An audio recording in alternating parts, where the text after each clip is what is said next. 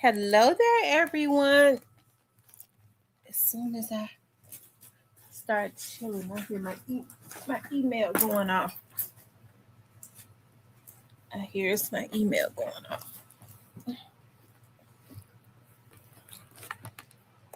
I was gonna keep my grandbaby tonight, but I don't want to do that. Oh,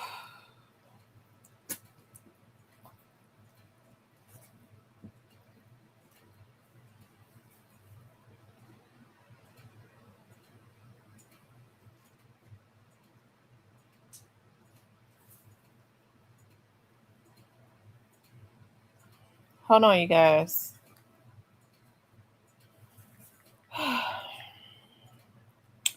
See what kind of emails.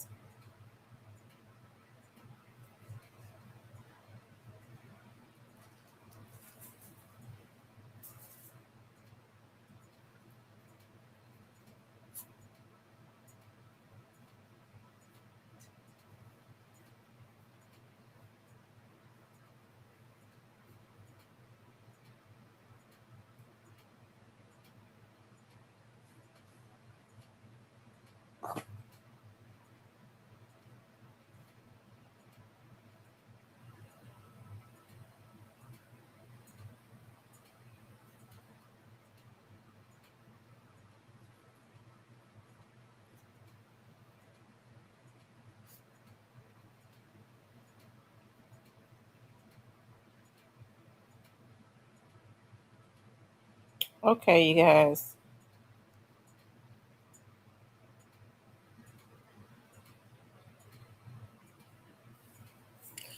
Okay, they're saying the judges have voted to close General Sessions Criminal Court.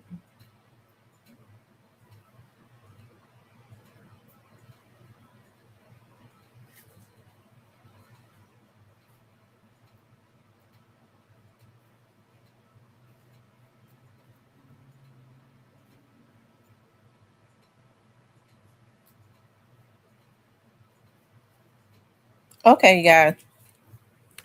How is everybody doing? um, I see Black Barbie, positive vibes.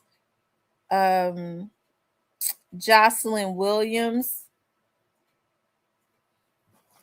Is that Natanya?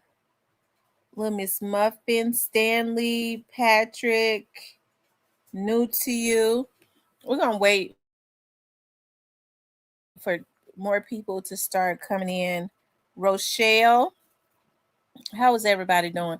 Y'all know I have not spoken about this thus far as it relates to Nolan Wells. I don't know why now when I get to a point when these cases happen, I used to talk about them all of the time. Um when stuff like this happen now, I wait a little while before I talk about it. Hey Tyrone. I don't know. It still it drains me. And it's sad to me, to see things of this nature still happening. It's really sad. It happens a lot. And so when I looked at Nolan's case and down there in Mississippi, I thought about another case that I aired years ago. Desmond Moore. He went missing in Goche, Mississippi. And then I saw another young man that was with his Caucasian friends down in Dallas, Texas. And he went missing after they went fishing and they tried to cover that up. Okay. And I think to this day, I think they just arrested maybe like yesterday or today one of the friends, but they're saying that the young man was emotionally tortured. These were all young men on this fishing trip. Um, and I think it's so sad, that a lot of these young men have, I don't know if they're looking at the media, they're listening to their parents, but unfortunately, it seems to me that they have adopted the same type of, I guess, mm, personality or air that a black life don't matter. You may like him as a black friend. A lot of times, especially when a lot of these kids are raised up in the suburbs, and they're raised up around a lot of white children, and they teach us, or they say to us in our communities, well, color doesn't matter. We don't you shouldn't see color. And I think it's unfortunate that a lot of the fact of the matter is color does matter. It's sad, but it does. And so I think by trying to this campaign of trying to teach our children to be colorblind, that we're all the same, is supposed to be like that, but it is not. It is not like that. And so I think that we are handicapping our children and making a lot of them totally naive when they think or feel amongst some others, because all white people are not racist. And then you have to understand there are more races that are racist than white people, right? You have some people that may look just like you. They may have another nationality, but their skin may be just as dark as yours, but they may be racist against black people. I remember I was looking at this talk show. I know y'all remember Ricky Lake. She used to come on a long time ago. I used to love to look at her talk show, right? And so she used to have all the crazies on there. And so this Hispanic family, this Mexican family was on there. And it was a girl and her brother. Her brother had an issue with her dating a white guy. Okay. He had an issue with her dating a white guy. Now, you have to understand, with Hispanics, with Mexicans, Puerto Ricans are basically black. Okay. Basically. Okay. That's why you look at Cardi B when she has babies with black men. The babies are they're totally just black. Okay. But Mexicans have I believe more European in them, a little bit more European, although a lot of their ancestors are black. Okay. A lot of their ancestors are black. They don't want it to touch them, but they are. But anyways, to make a long story short,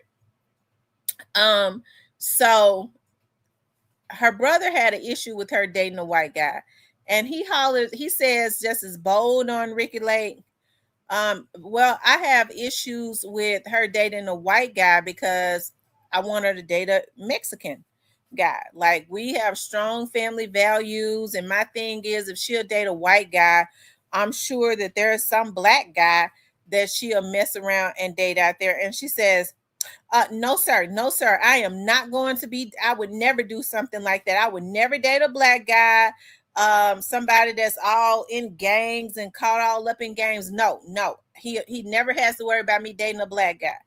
Okay. And so Ricky Lake was like, well, no, that's stereotype. All black people are not gang members. Okay. Now you're talking about all of the names that they have for Mexican people. Okay. All of the derogatory names. Okay. And, that's why I posted that on my wall today. Everybody wants to feel like that they are better than somebody else. Okay. It's a game that they have played. If you give I believe that was Lyndon Johnson. He says, and he was a racist old redneck. He says, if you give if you take the poorest white trash guy and make him feel like that he is better than the highest class, most educated, wealthiest black man, you can get all of his money. You can clear his pockets out. Everybody want to feel like they're better than somebody else. They be funky, stanky, pissy, shitty, and everything. Okay. no teeth in their mouth, ugly, living in a trailer park, shit running all down their leg. But if you know, everybody wants to feel like that they are better than somebody else, unfortunately, right? And so I think a lot of times, you know, more and more people are, you know, I have to say, I know that the black community get a bad rap, okay?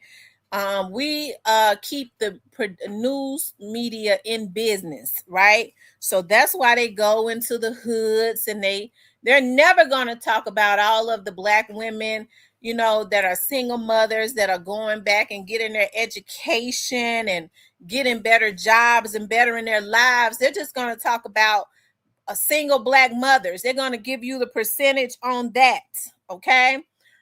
More black women are single mothers and they're not married, and they have all these kids, but they're never going to talk about how a lot of those women have bettered their lives so that they can do well for their children, okay? I remember one time I was working with this girl with the Memphis Police Department. I'll never forget that. She was an old heifer then, okay? And I was sitting there about almost 8 months pregnant, okay? We were sitting in felony response, and she was about 38 years old. And somebody said to her, "When you gonna have a baby?" And she said, "Girl, no offense to you, Tamara, but I ain't gonna be around here pregnant." She wasn't she ain't had no kids, and the bitch wasn't married either, okay? But I can't, no offense to you, but I can't have folks around here sitting up talking about I've had babies and I ain't got no husband. I can't be doing that. But she was around there fucking everybody husband. I said, "Oh, okay." I said, "Well, you know, my kids are not by married men." Okay, I put it to her just like that. Cause bitch, you want to talk about me being pregnant, having babies, having get ready to have two babies, and I wasn't married. You weren't married, but you was around there fucking everybody husband. Okay. And I knew because we had conversations. Okay. She sit there and have conversations with me. It was cute to her. Okay. So unfortunately, everybody wants to believe that they are better than somebody else. Okay. And so what's being taught is I think that what we're doing is we're setting our children up to get themselves hurt when we work hard and we want to put them in better neighborhoods. And you know, a lot of times people feel like, well, they feel like they made it if they move into a predominantly white neighborhood. That's unfortunately that's how people's minds are. You know, I'm the only black people. I'm the only black people sis in my neighborhood. They feel like they made it if they live around a bunch of white people and they still don't accept them, right? And so their kids can go to, you know, the white schools, and of course the better educations are in the white schools because it is set up that's by design, okay? And we let them get away with that, right? And so, you know, well, you know, I'm teaching my kids not to see no color. I'm teaching my kid we all the same. Yeah, we are all the same, but no, you need to teach your children, okay, that they can be a target, because all white people are not evil, just like all black people are not evil. But it happens, and when things of this nature happens, when white children do something to their black friend, we see this in the media. We can talk about this, and I can say this because we see this. It is covered up. Their family members got somebody in politics, or they are in politics. They are judges, um, and they cover it up. Okay, they call the police chief, or they know the mayor who is over the police chief, and they have them to cover it up. Okay, and so it is really sad, you know, with Nolan Wells, right? It's obvious that there is some type of foul play. Okay. It's some type of foul play. And when they said that one of the young men that was on the boat, his mother is a judge. Well, you have to understand the way lawyers work. I said, oh, Lord, they're never going to tell the truth. They're never going to say anything. Judges are lawyers. Y'all do know that, right? Judges are lawyers. They have to be lawyers before they're ever judges. And the rule of a lawyer is never say nothing. Okay? Never say anything. I'm going to tell y'all something I heard a lawyer say one day. I'm going to tell y'all something I heard a lawyer say. When I was working those capital defense cases when I was in the private sector, I was sitting right in there because they always wanted an investigator to be with them. And so the lawyers were talking, and so the client was in there. He said, well, we have 3 types of defenses. Okay. And that's what he told the client. And I'm not going to say which lawyer it is, but I only work with lawyers that have money. Okay. But that's how I know they're very crafty. But they're paid to be. And he said, there are 3 types of defenses. He said, so here's a scenario. He told me, he said, you listening, young lady? I said, yeah. He said 3 defenses are, okay. 1, my dog, you say my dog bit you. Okay. My dog wasn't out that day. That's defense 1. You say my dog bit you. Number 2, I don't really believe that my dog bit you. That's defense number 2. And he said, now, this is the most important one. Defense 3, I don't even have a damn dog. You just flat out lie. That's why they tell you never say nothing. And so when I saw that, and you have to understand, judges have a lot of reach. I mean, they all, play golf together. They're all friends. You're talking about in Mississippi, where everybody is racist. Okay. Of course they're going to cover. A lot of them still believe, even though they try to get along with black people, they have to try to play like that.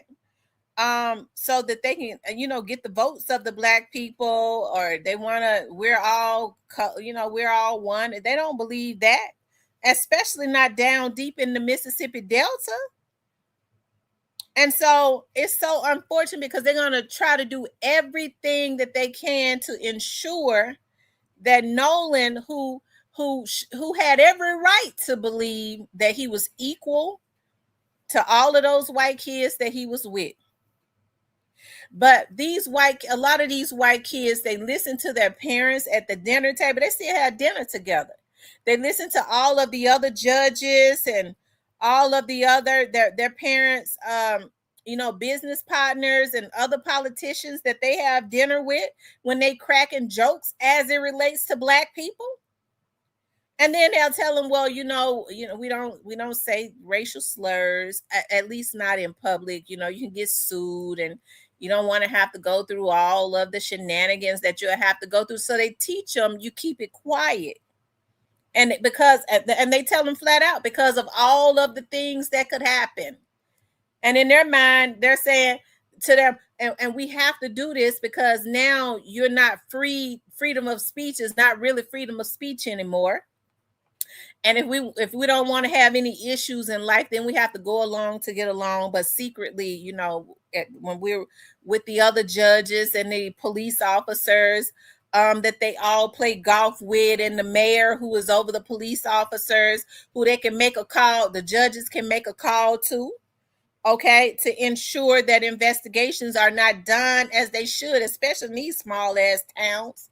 I think I told y'all from the very start when I got back on here 6 years ago. The 3 most important people in your county and your city, as it relates, I said people be paying all attention, going crazy over the damn president. But the 3 most important races is the judge's race, the district attorney's race, and the sheriff's race. Those three can fuck your life up. Haven't I told y'all? My day ones didn't I told y'all that because I've been working in the criminal justice system forever. They're more important than even the president's race. Okay. And so now you got, this young man, and look at how brazen they are with it. They didn't even want to give the young man's family his phone. Who they think they are? The mama have to beg for her child's phone, and then she gets the phone, and they've deleted everything out of it. How did they get his passcode? So that means if they was able to get his passcode, that means that somebody has access to somebody in a higher law enforcement agency, whereas they can, if they get, they don't have to have your damn phone to delete nothing out of it. Okay. But in order for them to have their phone, somehow the phone was gotten into, and the mama said just about everything was deleted. Nothing that happened that night was in the phone, and she knew. She said he took pictures of everything, everywhere he went. Okay.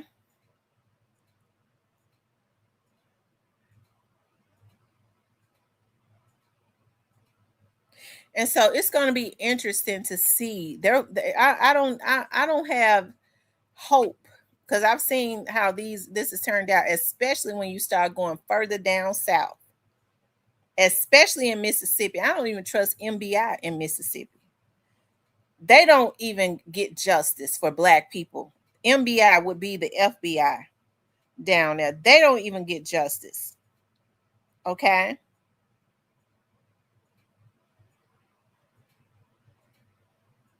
You're welcome, Red Clay. And so it's really sad that things of this nature is constantly going on. See, I say all the time, we be worried about the wrong things. We get around here, get the hollering and fussing and worried about who coding who and this and that. I heard this. It don't mean a hill of beans. We got bigger fish to fry. And the fish is old. It old and rotten. We should have been fried it.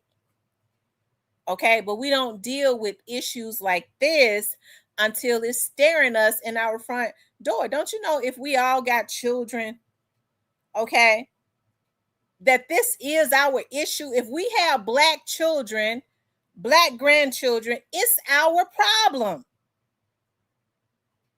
Okay, it's our problem. So I want to pull up something, okay? And I'm gonna talk about the other boys, but I just been laying low looking at Nolan's stuff, and it hurts me to talk about stuff like this, because I don't believe there is gonna be any justice. I don't have any hope in the justice system in Mississippi. They pride themselves on their rebel and being racist. They don't even consider Black people human beings. Okay. Anyways, let's look at a few things, okay? Let's look at a few things.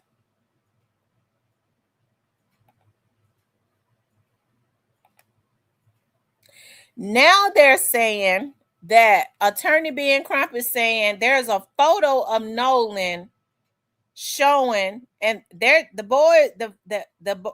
kids are saying that it wasn't Nolan. Nolan's mother says that it was him. They want to make and this was after they left the island, which means he came off of the island, which means something had to happen. They took him back to the island after they did something to him. They want to make a Black mother who carried a child for 9 months and gave birth to him and saw him every day they say that's not Nolan. His mother says it was him. Okay.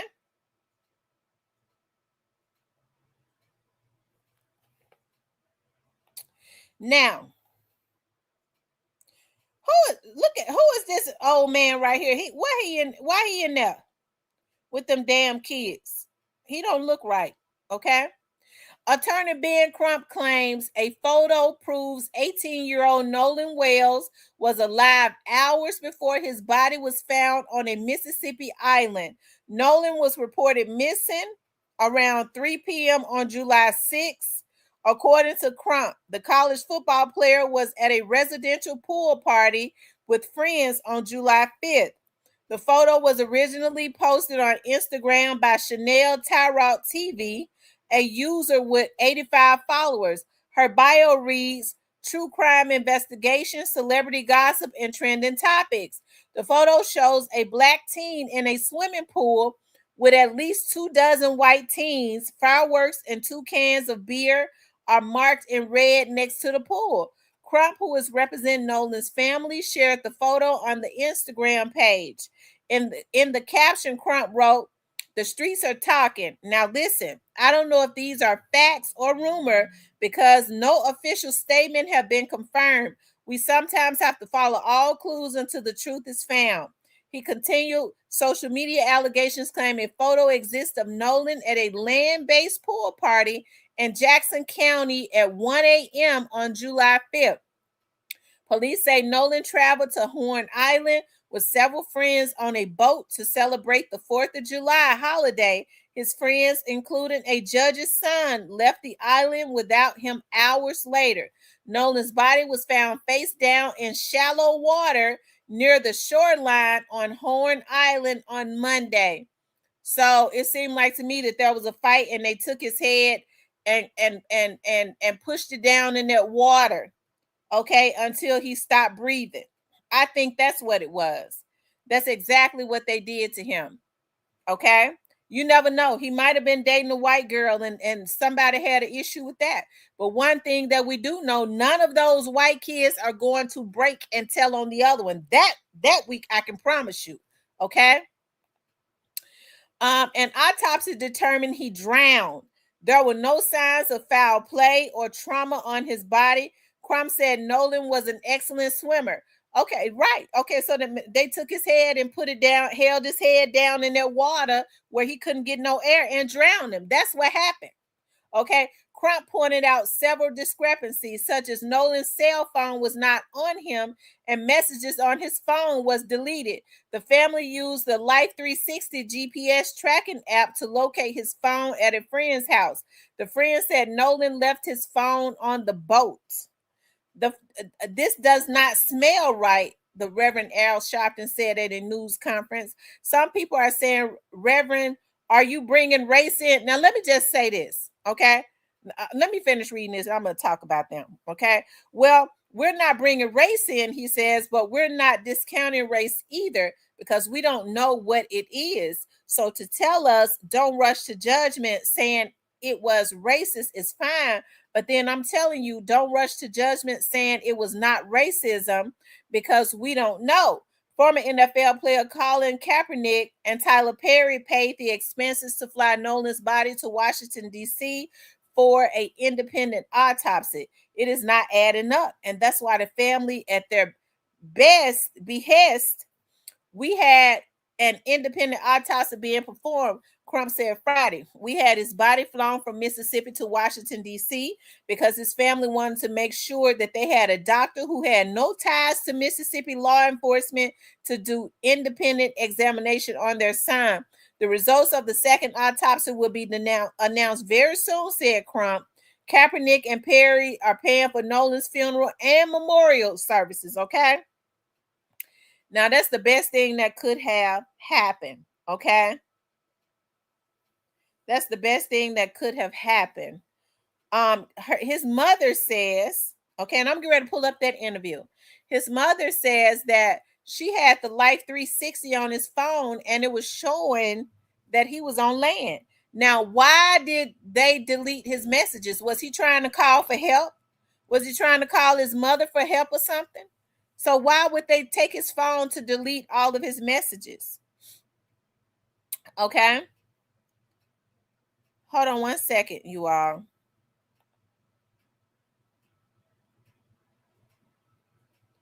Y'all hit that like button.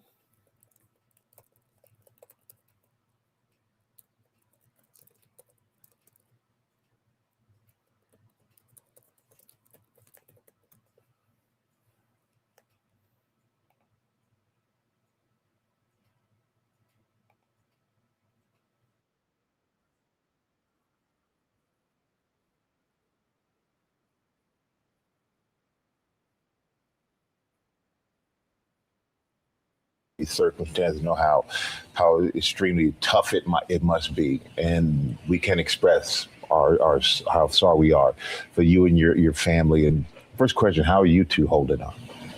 Taking it second by second, day by day. Second by second and day by day, which we all can understand. And I just want to ask you, the friends that Nolan traveled to Horn Island with, they say that he stayed behind voluntarily. Why would he stay behind? That we cannot answer. I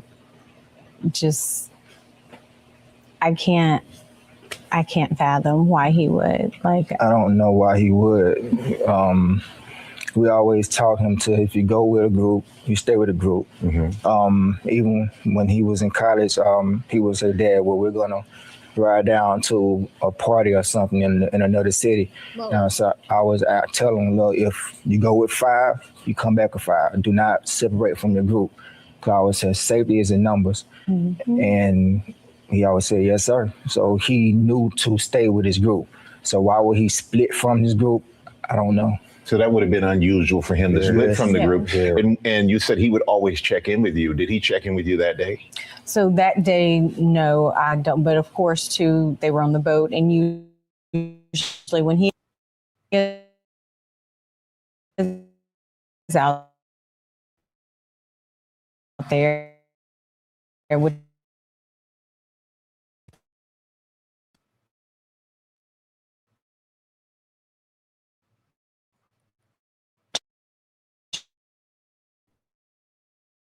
it's not uncommon. I think he's been going there occasionally with his friends. And so it would always just be like, hey, Mom, I'm back type of thing. But this time there was no call or text from him. It was from his friend. And then, too, really didn't worry a lot about it because, it was his last weekend to have fun. Yeah. Because that Monday he had to report to school. We was preparing to take him back for camp to prepare for the season. So, we're gonna see. He wanted to have his last hurrah before he locked down and get ready for the season. Because, like I said, the entire summer he's training. He got more serious. He started to understand what I was trying to tell him about football, not just being fun, but as you get farther in it, it becomes a business. If you want to excel, you have to understand, and you have to understand both at the same time. And we know, Ben, that you said that you're going to do an independent investigation. Yes. And you say you have Nolan's cell phone and messages were deleted. How could you tell messages were deleted? Well, his parents got the phone back, and that's something that's important, Michael, because they tracked this phone on Life 360. So Life 360, but when I received the phone call from Warren, I immediately called my friend Tashima and I said, hey, have you guys seen Nolan? Because her 2 sons, Jalen and Javon, they grew up together. They played City League sports together. When they got into school, they played sports together. And so she was like, hey, okay, the boys were pulling up the location from Snapchat. So the Snapchat location looks completely different than the Life 360 location. So when I pulled up Life 360, it was different. It was showing everywhere the phone had been. I was like, well, it's showing that he's back on land. I'm not. He's like, but no, he didn't come back with us. Well, how were you able to get the phone? So we tracked it, and my friend Tashima went and picked it up. It wasn't like they said we got his phone. They tracked it, and highlights all these contradictions, Michael. The fact that they said Nolan was talking to a young woman and she said that he said, I'm going back to get on the boat with the boys. The boys said that he said he was going to stay with her. And so that's an obvious contradiction. And then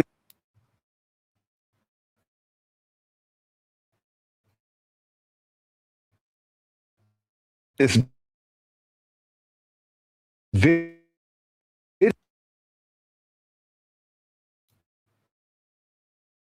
video of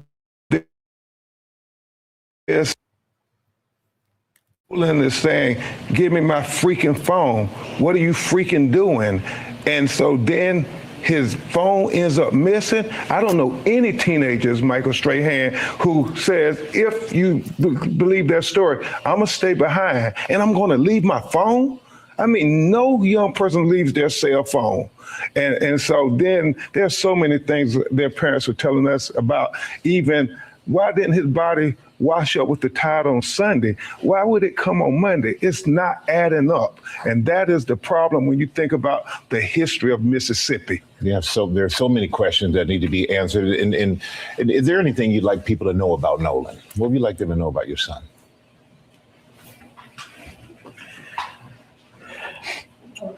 No, It's okay. Nolan, take your time.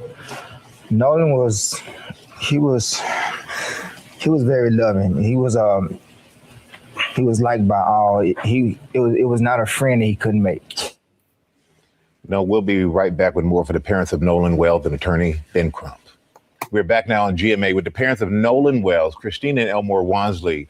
And I want you to please continue to tell us what you want the world to know about your son. So Nolan was just like this bright light, right? Walk into a room, his smile, his energy was just so infectious. Like it's almost like he drew you into him. And he was just one of those people, like he always wanted everyone to be included. He didn't want anyone to feel left out. I remember one of his teachers emailing us. I can't remember what grade he was in, but basically it was math class. They had a special needs student and she asked a question and Nolan got everyone to put their hands down because he wanted that student to answer.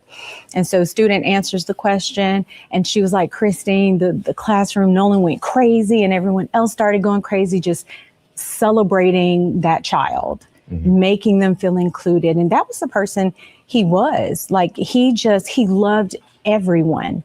And I always told Nolan, like, you have to be careful when you have such a big heart like that. I love that God blessed you with that, but you have to be careful with that because that it's not always returned, that type of love. But he was just genuinely a good person. Like I always say, all the best parts of me are with him. Mm. And Dad, anything else you want to add? It's just, he's going to be really missed. I know a lot of his teammates, they all look to him as a leader. He's more like a silent leader. Not real big on words, more action, which is kind of like I was. I really wasn't real big on talking. I really wanted to show you and you follow me and people follow him. And it's gravitated. He put in the work, he worked hard, and he knew he was focused on what he wanted. And he wanted to make life better for, his family. He wanted to have his own family. He used to say, Dad, I want to do this, I want to do this, I want to build this. I said, well, son, you got to take it one step at a time. Slow down, let's go, let's walk this thing out. Let's train, let's sign our deals, let's make these teams, make these camps, put the work in, and everything else will work out.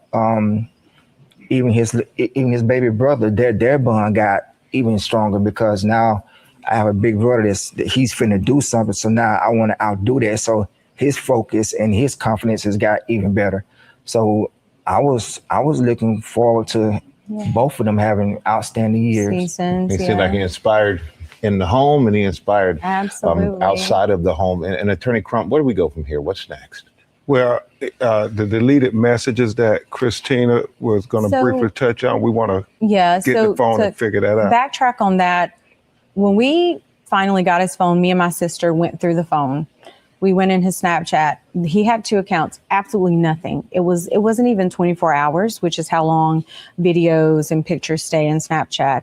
And I was just like, that can't be. Like, I've seen Nolan whenever he snaps, like when he goes and he's having fun, like he does videos. Like, there was absolutely nothing, no saved videos.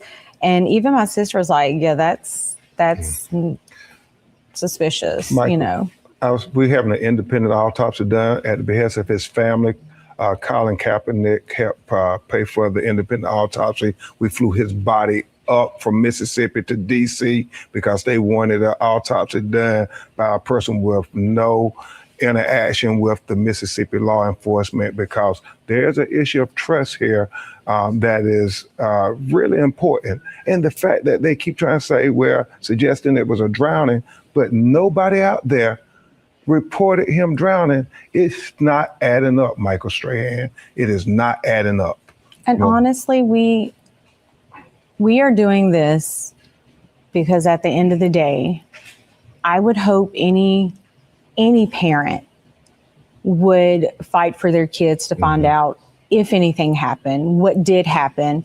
So we just want honesty and transparency. We want a thorough investigation. We want that same respect that would be given to anybody else. And that's it. We just want answers. Well, we really appreciate all of you being here. We hope you get the answers that you deserve to have, and we hope you get the closure that you need. Thank you all for being here. Thank you so Thank you. much. I don't know about I empathize with them, but I think that the mother is still wanting to downplay race. I don't know what her profession is, but she wants to downplay it. And I believe race was very much a part of it.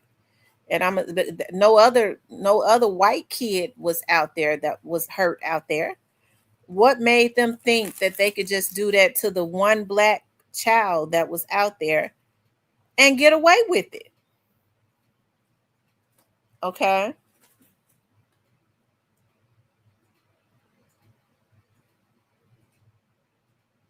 I agree with you, Mika. And so it's really sad what is going on. They delete his messages. It's been really, it's really sad, that your child has to be flown to Washington, D.C., out of the South, okay, because everybody kind of works together down there, right? And what's so sad is, fortunately for him, it's getting publicity. He gets celebrities to get involved. I wish that Reverend Al Sharpton and all of them would do this for all of the black people that this has happened to. But if there's not a lot of publicity behind it, they don't get involved. Okay. And so that's why people are able to use the race baiting, because you only see Al Sharpton and them, and this happens all of the time, unfortunately, but you only see them when it's a lot of publicity, right? So if you don't get a lot of publicity, I guess the other black people that this happens to, okay, I guess to them it does not matter if they don't have a lot of cameras. Interface, I said DC, you're right, and I got ready to say that. I was going to say DC. They consider DC as being the South, okay? I don't know how, when it's up there with Maryland and Virginia, and but Virginia is considered the South. I do believe that Virginia is considered the South. You're right, and that's the DMV area. Maryland, Virginia, and DC, but Maryland is not considered the South. Isn't that weird? Maryland is not considered the South. It's weird because I hear people say that DC is probably only like what 3.5 hours from New York. Okay. He says Southern Virginia is considered a part of the South. Um, Tony Walker says, this is the power Mississippi has always had, even in the slave. And Mississippi prides themselves on keeping that power, keeping those old rebel ways. They pride themselves on this, right? And you have a lot of black people that live in Mississippi, but a lot of like you hear folks say, "Oh, Mississippi getting down because they be down there killing folks. They just be killing each other." Because you can go into Mississippi and steal some penny candy and you subject to get 25 years if you're black. And don't tell me they won't do it, because they have done it to two black women that went into a store and stole a few dollars worth of candy, and they got like 15, 20 years. So they pride themselves on this, and they still have that, I guess, that aura of black people are not human beings.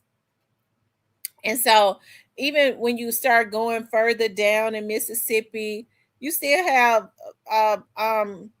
black people. They still have sundown towns in the South, especially deep in the Delta. If you go missing down there, because the police, the sheriff, the judges, all of them work together because they are related. Okay? Because they're all related.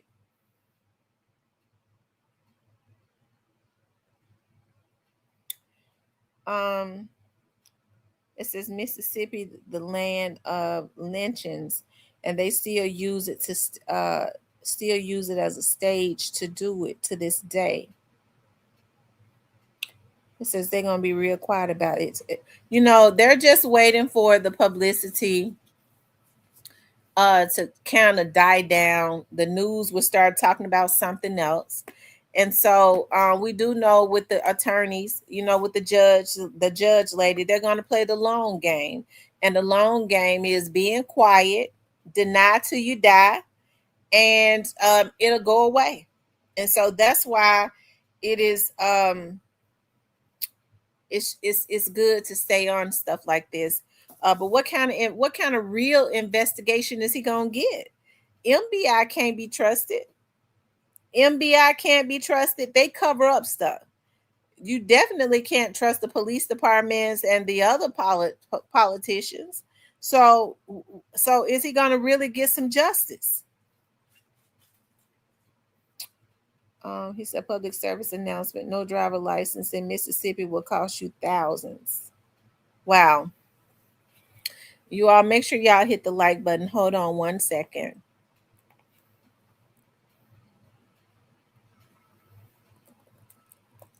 I want to pull up Nolan Wells' friend.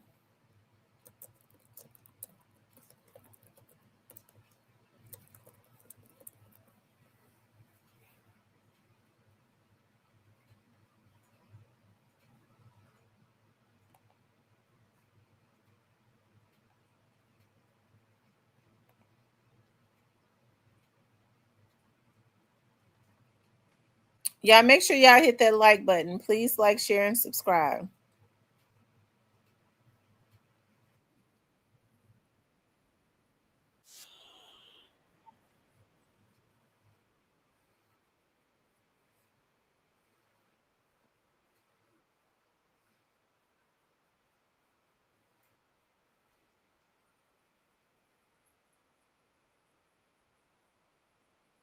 Y'all make sure y'all hit the like button.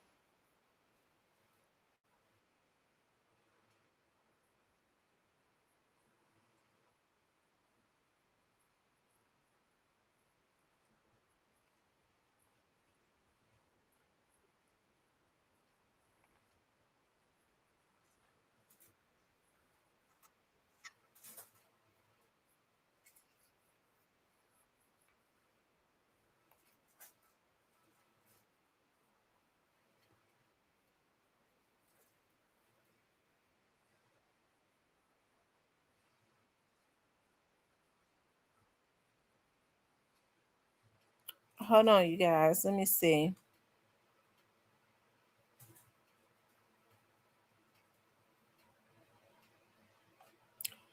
I'm looking for his friend that did an interview.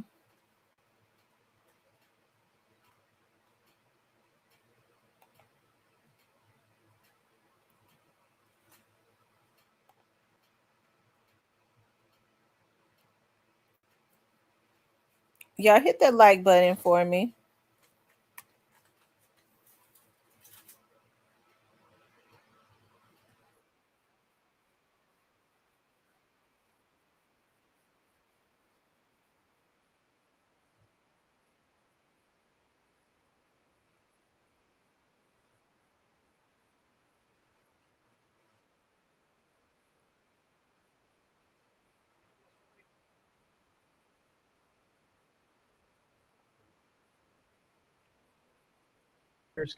Has traveled to Ocean Springs, Mississippi. He has the story for us. Good morning to you, Aaron. And good morning, Robin. From the very spot where the body of Nolan Wells was brought after it was recovered from the water. And his death, his mysterious death, has truly devastated this community. We're hearing now for the first time, Robin, from an eyewitness, a friend of Wells who was with him on that fateful July 4th boat trip. I just know I've lost my best friend. This morning, a friend of Nolan Wells, who was with the 18-year-old the day he was last seen alive, is sharing what he says happened during a July 4th boat trip to an isolated barrier island off the Mississippi Gulf Coast. Trayston Shepard declined to speak with us on camera because he says he and his friends are getting threats. We did no wrong here, and we don't understand how we're getting so much hate behind it. We all cared and loved Nolan, and nobody wanted to see Nolan die. Nobody wanted to see his life be taken so short. Shepard addressed this viral video that investigators have been studying. Wells's parents worried it showed their son involved in a confrontation, but Shepard said that's him, not Wells. That's the video I'm referring to. That's me yelling. Shepard says he took a boat back from Horn Island in the late afternoon, but Wells stayed behind with a girl he had met. They met that day, and it was kind of one of those things. It did come off that day that he really did like her, but that was the only time they've ever hung out, was at Horn Island on July 4th. Investigators believe Wells drowned and say there were no immediate signs of foul play. But there is growing frustration in the community, and his parents are skeptical, telling GMA Wells left his phone behind and they tracked it to one of his friends. It was showing everywhere the phone had been, I was like, well, it's showing that he's back on land. The sheriff said the parents have not turned over the phone to investigators. Their lawyer said they will. While the investigation goes on, Trayston Shepard wants the focus on his friend. I want everybody just to relax and let everybody mourn the loss of Nolan, and let us remember him as in like the sweet guy. I think everybody needs to let the investigation continue. Well, it's easy for him to say to let the investigation continue. Now, is that one that's talking? Is he a black guy too? There was another one who I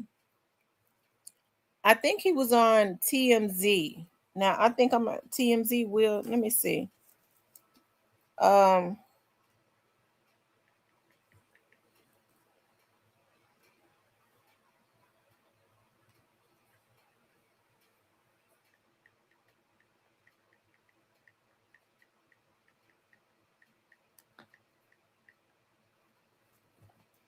Okay, because they've taken his interview down on TMZ.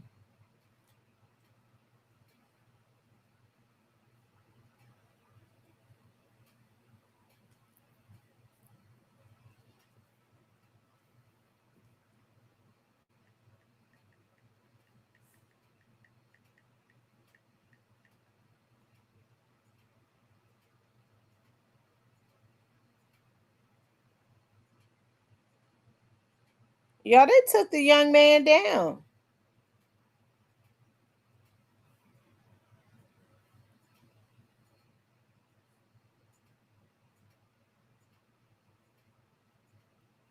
Javon.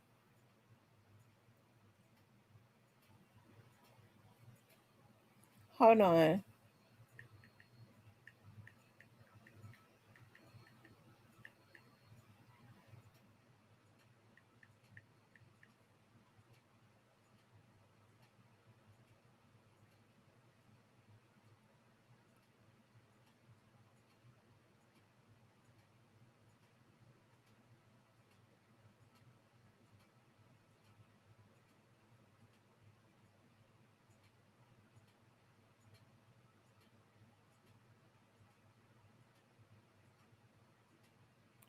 I mean, it has totally been taken down on all social media. It's look like.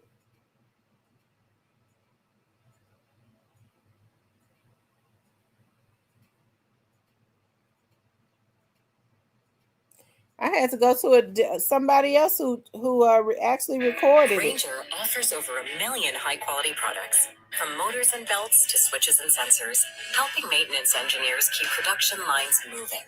Call, click, or stop by. Ranger, for the ones who get it done. Javon, have you seen the video that's been going around social media where people think that they're hearing an argument between people and they're wondering whether or not Nolan is one of the people in that argument? You just described that you had another friend, not Nolan, another friend who was in and got into a dispute. Is that video the other argument that you were talking about? Yes. So, but is that Nolan in the video? I can't tell. It's too far away. But in that video, I feel like the voices are too clear. Like from the side, it's too clear for it to be that far away, for it to be Nolan arguing. And then also that altercation, it sounds just like my other friend that got into the altercation on the boat. And they were trying to, like, as he was in that altercation, I was calming him down. They were trying to get him out off the island. They were trying to get him back to land because he was just losing it. So describe that. That's kind of interesting. What was that about? He was just very hostile. Like he was just like really like mad. Like they were trying to, like the parents on that boat were trying to get him out. I'm curious if the police have. I know they said they're still investigating. Did any investigators ever speak to you about what you saw that day? No, sir. Really? Okay. Cops have not talked to you yet. No, sir. That's odd. I don't see why the cops would have to talk to me. I mean, obviously, like, you know, like I had said my plea, like, because whenever I had talked to the people at Sunherd, it was whenever, you know, the body was discovered and the autopsy people and all those people were there. Well, I'll tell you why I'm surprised. Because you knew Nolan well, and you knew that he was friends with these guys who were the last ones to be around him before his body was found. And I would think they would at least want to know, hey, just the things we're asking. Right. You know, did you ever hear of any of this stuff? It's odd to me. Just to gather information. Yeah, that the cops wouldn't have contacted you. Yeah. And that's fine. Like, I'm completely fine with that. Like I said, I have nothing to hide. Like, that's my boy, and I want him to find justice. Like, that, like, this whole case thing, like, whatever, like, this whole situation, and none of this adds up to me. So, like, it's really hard, like, for, like, people to just, like, keep on saying things when, like, none of it adds up, honestly. So one of the things that I'm sure, Javon, you've seen has been a big part of this story, people making the point that, at least in the photos that we initially saw, that Nolan was the only African-American kid who was out there, at least on that boat. Do you think, having been there on the island with this large group of people, that race plays a factor in whatever happened here? Again, I don't want to answer that. I don't want to answer that question. I wouldn't say, like, yeah, I wouldn't want to answer that question. I mean, obviously, we go to Ocean Springs. We're going to have white friends. So, like, that's, I mean, I guess it's pretty normal down here, but. Yeah, I mean, and I hear you. If that's, I guess you're saying that it's normal. It's not out of place to be a black teen in that area and that you have white friends, right? That's not uncommon is what you're saying. I'm sure every black person has white friends somewhere, you know? So I wouldn't say that it's a whole race thing, but it's just like, obviously they're going to paint it as that because none of this adds up. Well, unfortunately, he's out of touch. I think his parents need to talk to him more because he'll find himself in the same situation. Okay. And hopefully he wasn't involved, because if he was, that everything is going to be put on him. Okay. It don't add up. It is weird. Hey, people don't understand how deep racism runs. And for me, unfortunately, I don't feel like I would be surprised if he got justice. Okay. Now, I know you all may see that I put up 2 more young men. One of the young men, I just happened to run across his case today. Another young man, I covered his case years ago, about 8 years ago. And his name is Desmond Moore. He went missing from around that area, Goche, Mississippi. Okay. He had white friends, and he was last seen at a Pizza Hut around that area. The camera got him getting into the car with his white friends, and he was never seen again. Okay. These young men, one of their father was a politician. Okay, their father was a politician, and it's funny because probably earlier this year I called down to Goche, Mississippi, to see if there were any updates on Desmond's case, and they said that they didn't even have a Desmond Moore in their system. Okay, that was missing. They don't even have him in the system. In their system, from the very start, they did not do what they were supposed to do. These young men fathers were a father was pulling strings for them, and his mother could not get any help. Hold on one second. You all give me just a moment. I want to show you all something.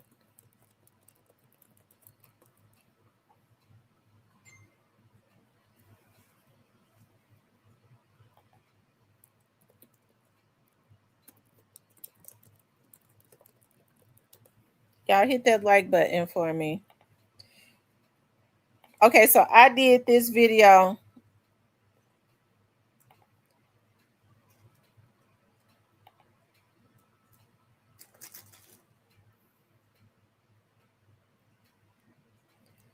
So I ended up speaking with Desmond Rogers' mother, okay? And she's going to tell you all, I'm just going to play about 3 or 4 minutes of it, of the interview that I did with her. It says 11 years ago. And he went missing in 2012. No, he went missing in 2014. Okay. After, hey, the things that they did afterwards, one of the white guys called his dad back and asked the dad, did he have any other phones or anything like that? He actually worked for a phone line company or something. I mean, it was the way that they did him is the way that this case was handled,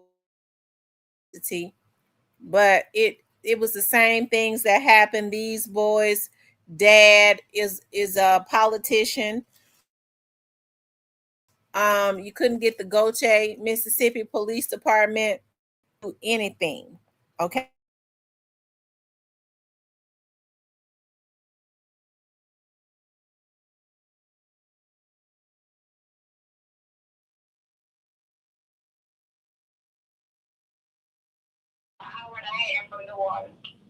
Okay, so you're right down there on the coast.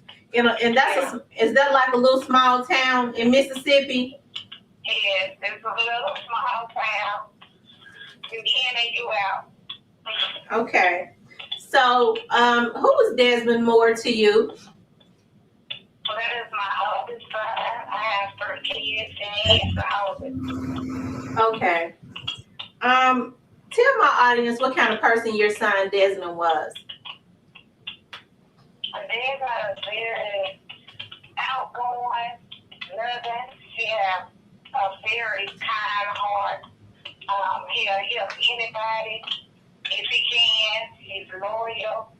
He just has a very kind spirit. And, since he's been missing, I actually didn't know that so many adults around my age had encountered contact with my son.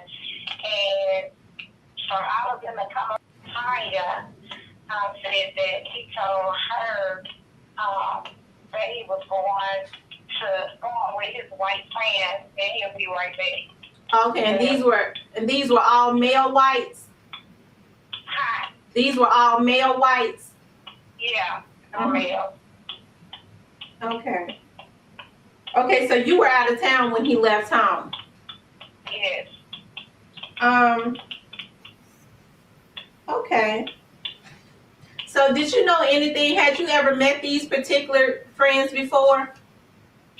Yes, I had met them shortly after he met him. He met him in 2012 when he was working at the Chevron oil refinery plant here in Pascagoula.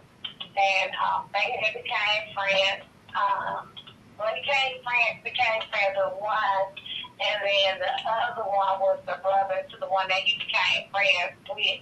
And so he started hanging with them, going up to their home and riding their motorcycles with them. And him and the one that he met originally at the Chevron.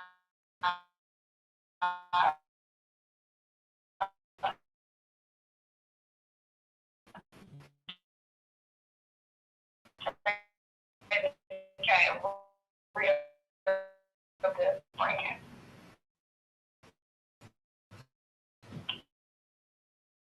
Mm-hmm.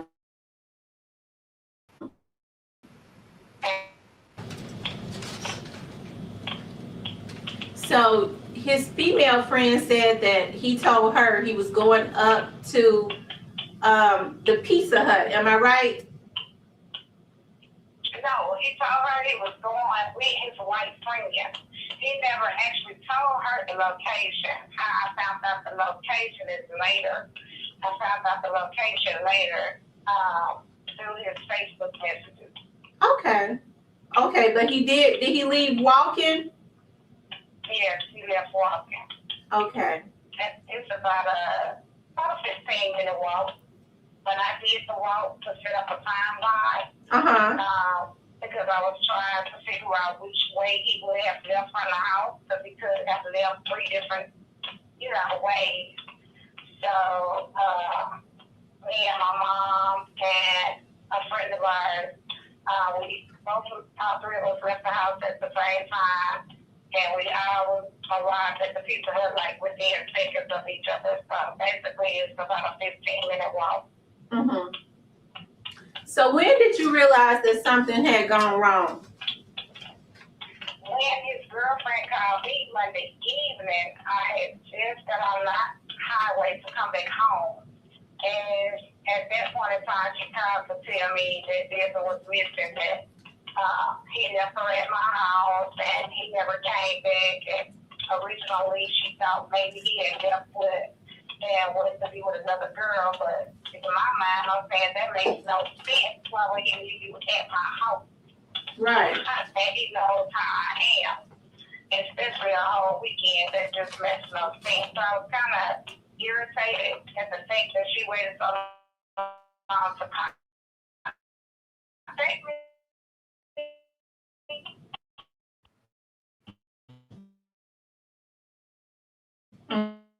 Mm-hmm.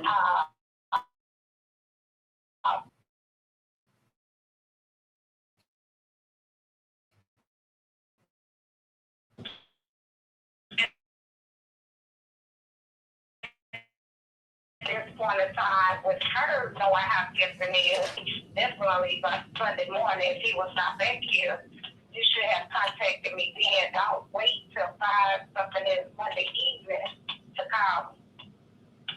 Okay, do you mind me asking, was his girlfriend, was she a female black? Was she what? Was she an African American? Yes. Okay. So why do you think she waited so long to tell you? That is unusual for someone to sit at another person's house. Not down here trying to help me find him. Not, why could you just pull away and completely shut down? Mm-hmm. It makes no sense to me.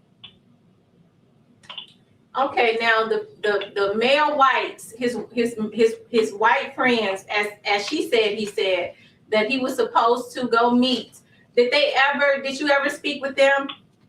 I did speak with them. I spoke with them September the 3rd, I think was that Wednesday. That Wednesday, I had to go through his friends list because I never knew their last name. So I had to get on Facebook, on his Facebook page, and go through his friends list to get their last name. And I sent them a message by Facebook, and the one that was supposed to be his best friend did contact me by telephone. He informed me that he also verified that he was supposed to meet Desmond at the Pizza Hut on that day. But he claims that Desmond never came and that he waited 45 minutes. However, he failed to tell me that it was him and his brother waiting on my side. Now, when I contacted the brother, because unbeknownst to him, I don't think he knew that I was going to contact his brother. I contacted his brother. His brother said the same thing. They were at the Pizza Hut. They waited 45 minutes. He never showed. However, and mind you, when I talk to them, I don't get half the Facebook messages. Mm-hmm. So I just strictly have what they're telling me. I didn't get into his Facebook messages until Wednesday night. And I talked to them like Wednesday afternoon. So Wednesday night when I get into Facebook messages, I see that at 12:20, the one that's supposed to be my son's best friend says, I'm here, meaning I'm at the Pizza Hut. At 12:26, my son says, I'm on my way. So you're telling me you waited 45 minutes and not one time do you send another message saying, where are you? Not one time do you send a message saying, what's taking you so long? Me personally, I don't have that type of patience, never have. If you tell me you're on your way, in 10 minutes, I'm contacting you saying, what's up? Where are you? How far away are you? Are you still coming? What happened? So they didn't call. Some kind of communication between the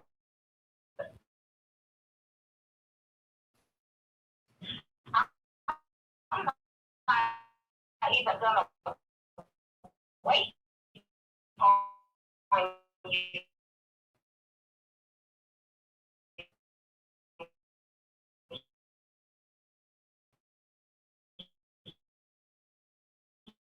Friend. Use the Wi-Fi. Mm-hmm. So that's why we're going to Facebook message. But my thing is, you never sent another message. And you say you waited 45 minutes. Mm-hmm. I don't believe you. Which is strange. He was waiting on him. Because my son showed up and my son got in your car and y'all took him off and did whatever you did. So. And I'm going to believe that until somebody proves me otherwise. So I do find it strange that they were waiting on him to come. Yeah. And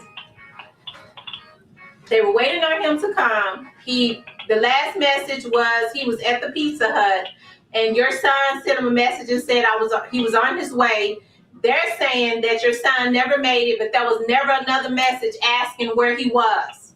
Exactly. So were they ever questioned by the police?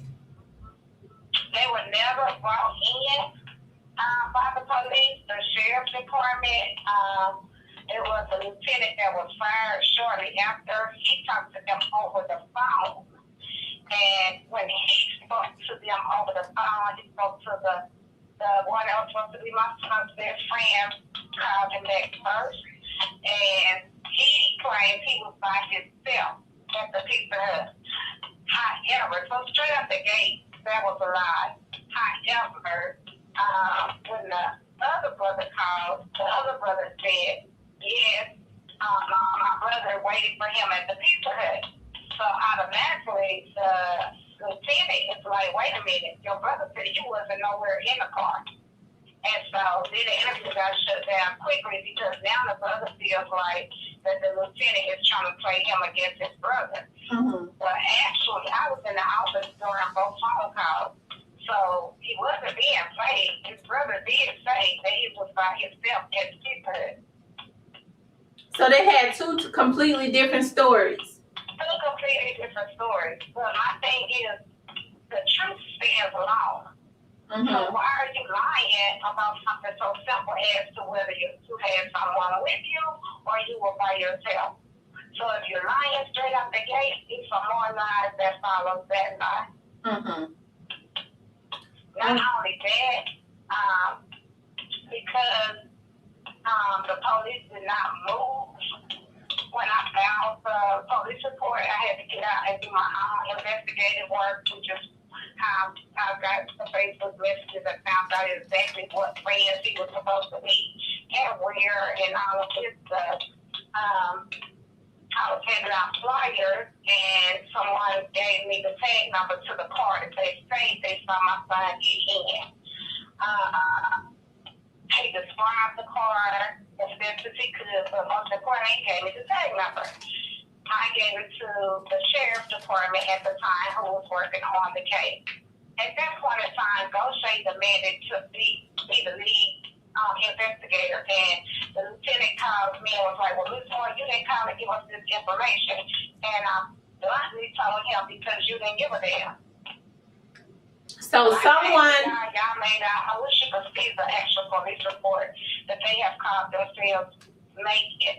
You have more information on a traffic ticket than is what is in my son's missing persons report. okay, Delana, let me ask you this. So someone at the Pizza Hut actually saw your son Desmond get into the car with them. Yeah, he wasn't at the Pizza Hut. The guy said he was walking down the street. I guess around the same time my son was walking down the street towards the Pizza Hut, and he saw my son in the car. And he just remembered the tag number. And also, Goshay texted me, the lieutenant on the case texted me saying, well, how did he remember it? First of all, I handed out flyers. I don't know the questions to ask. You know, as far as somebody, I don't care how he remembered. He gave me a tag number. I'm giving it to the police.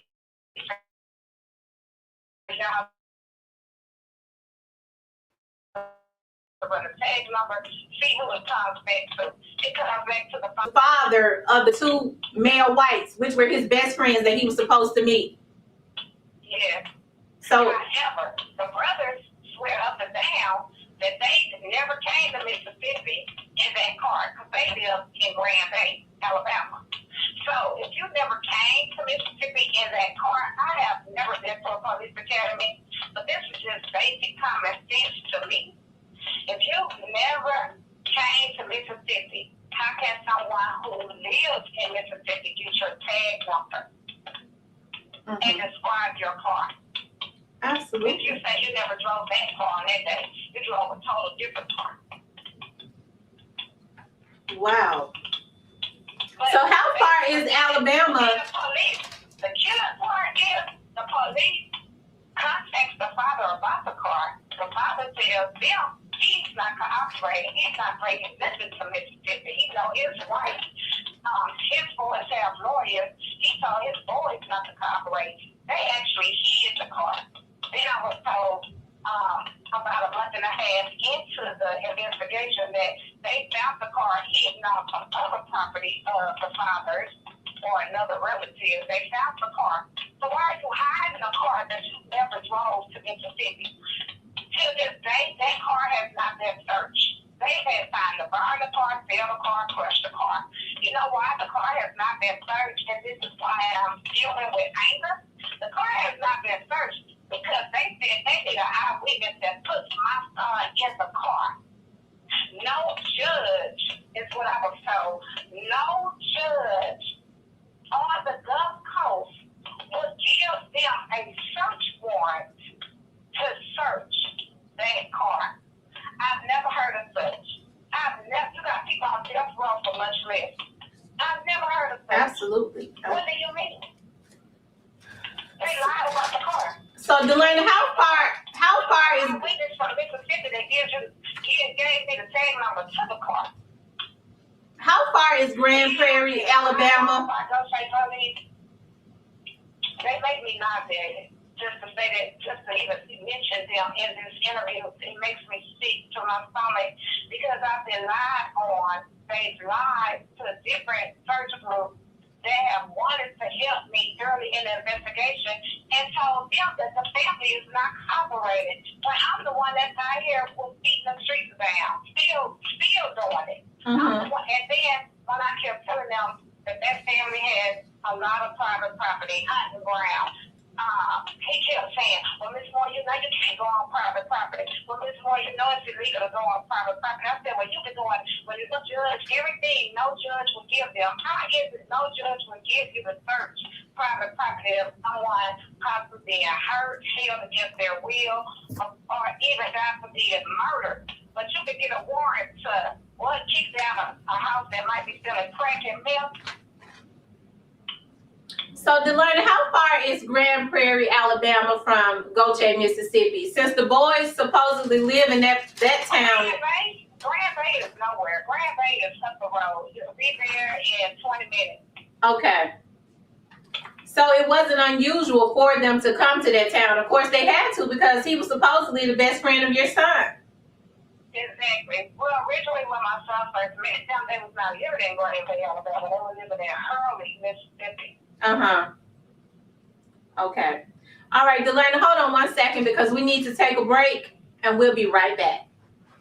Okay. If you is the mother of Desmond Moore.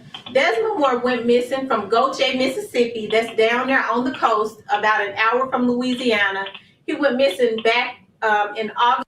I think the oldest one is 22 and the youngest one might be 21.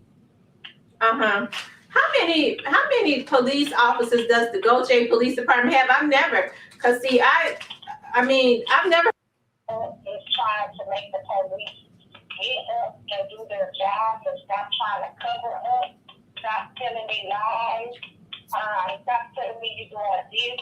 We're 30 and 25 officers, and then when I check, you and one of the officers arrived to a certain location and search. And then you been searching for probably an hour or 30 minutes. We didn't use any cadaver dogs. And when my son first went missing, they didn't even get up and search for my child. They could have gotten video footage from the local liquor store that was on Letman Road, which is the road he walked down.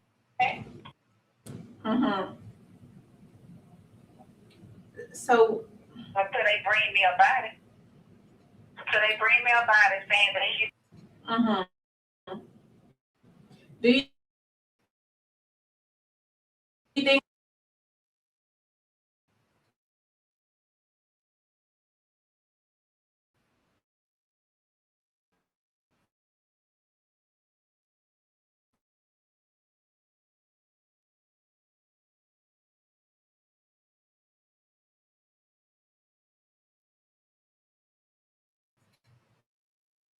though? Because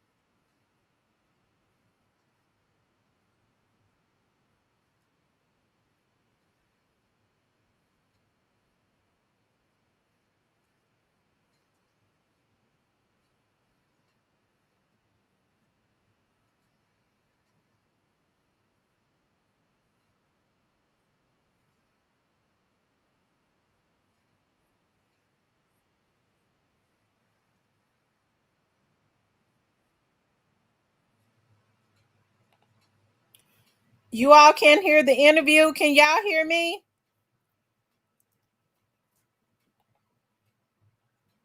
Are you all able to hear me? If you can hear me, do a thumbs up.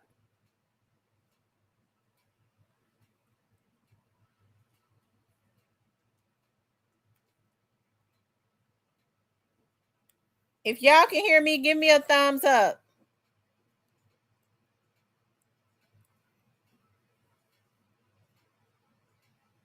Okay, hold on one second.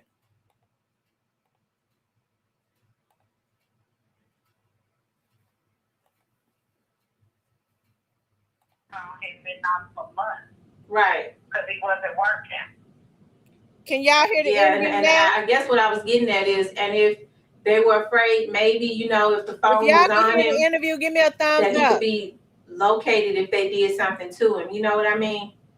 Or Yeah, the vicinity. They already got rid of the iPhone, you know? Yeah. Because one of the brothers worked for a cell phone tower. That's what he do. He climb on towers. Oh, wow. You can't, okay. Oh. Whew, I tell you. So their parents, his father, has not called you, tried to comfort you, nothing.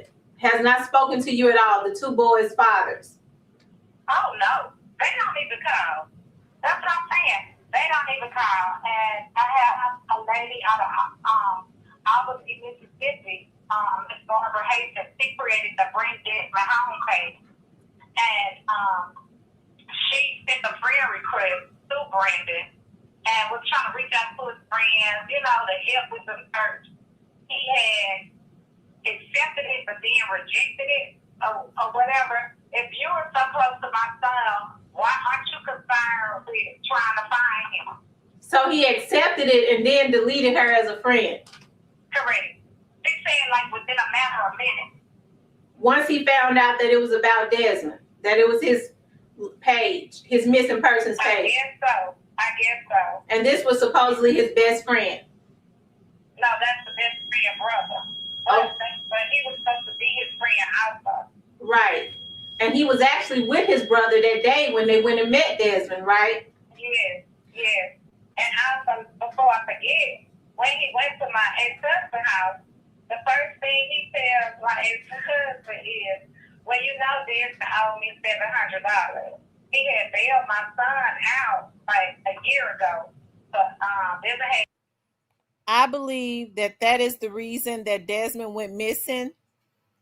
Right there. I think that she says that the brother had loaned Desmond $700 to get out of jail. And when they went, Desmond, I guess, took too long to pay him back. They asked Desmond to meet them at the Pizza Hut or wherever it was.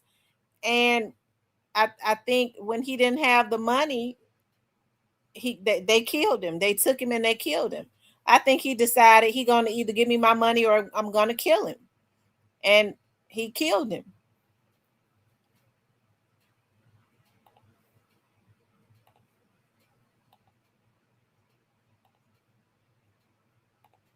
He got stopped for no driver's license, went through a roadblock, no driver's license, no insurance.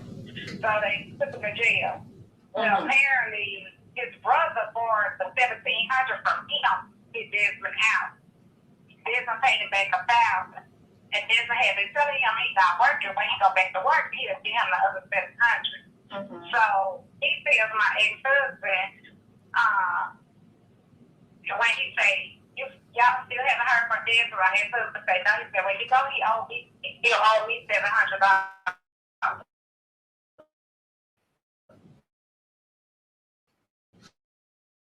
Nothing. He just says, have you? Nothing. So do you think that maybe that something happened about that $700 and maybe that's the reason? I'm thinking that could have something to do with it. Yeah. When it's $700 worth hurting somebody, right? $700 worth taking somebody's life.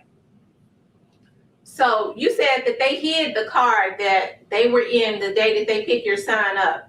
Yes, and they forgot that they actually went by my ex-husband's house that same day looking for my son. Mm-hmm. They asked my brother-in-law, was Desmond there? Did he know where Desmond was? So for them to even lie to the police and say that wasn't the car, what you did, you came to Mama's Point and then you went back to Grand Bay and got a blue car and came to Guthrie. That makes no sense. Mm-hmm. So, and the police know that their stories are inconsistent. Oh, yeah. Let me tell you about Guthrie.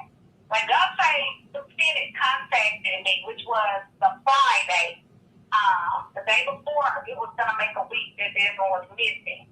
Because he was upset that I took the tag information to the sheriff's department. And I told him, because I don't trust you guys. You didn't move. I don't trust you. I don't believe nothing you say. So that's why I went to the sheriff's department.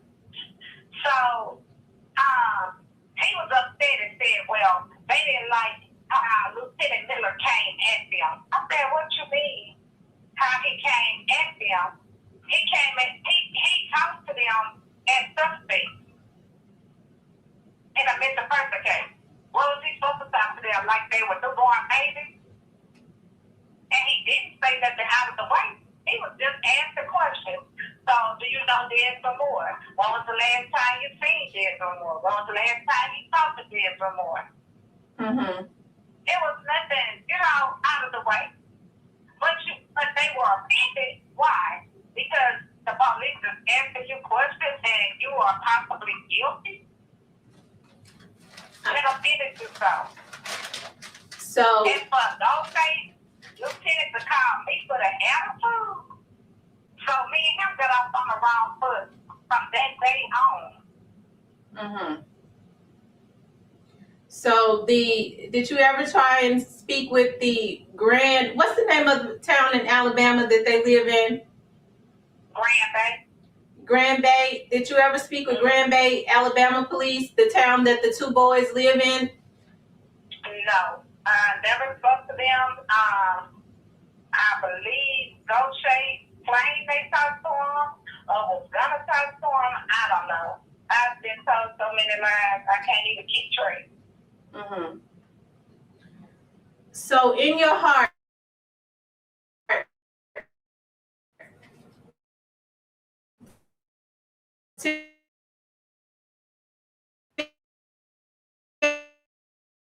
tell me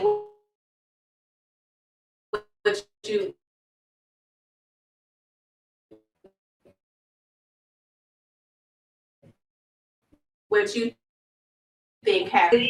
My son got in their car and on back to North Carolina. Mm-hmm. And I know he'll lie.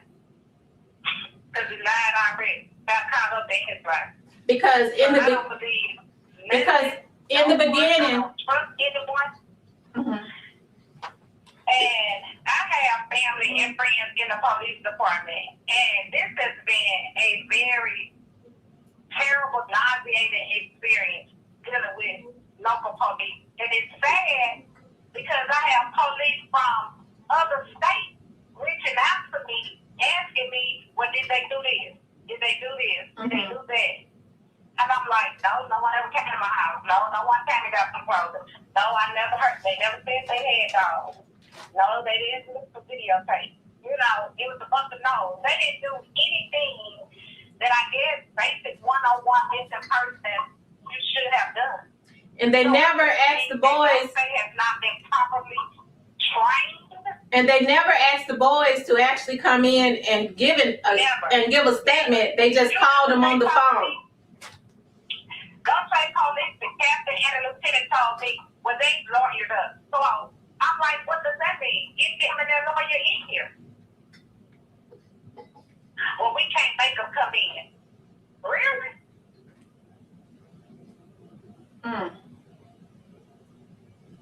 Wow. If that's the case, all criminals need to go get a lawyer and never talk to the police. Mm-hmm. If it's that simple. So when the young man Murder me by 3-4 people, give me a lawyer. Police say come in, I say no, talk to my lawyer. So when the young man got the tag number, and actually described the car. Even your ex-husband was a witness. They said they needed witnesses. Those two people. My ex-husband's brother. Your ex-husband's brother. They talked to him. He told them how they came to the house and all of that. But see, Desmond wasn't at my ex-husband's house when they went to his house. So they're saying they need to find that guy that gave me the tag number and say that he saw Desmond get in the car. Okay. That's some bullshit. You hear what I say? So were you all able to find the young man who gave the tag number? No. I couldn't. To be honest, like I told the police, I couldn't even describe it to you.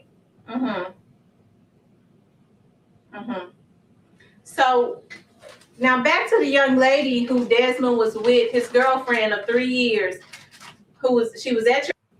All right, they would bring that feet. And then I said, this is something, yeah, we didn't find it.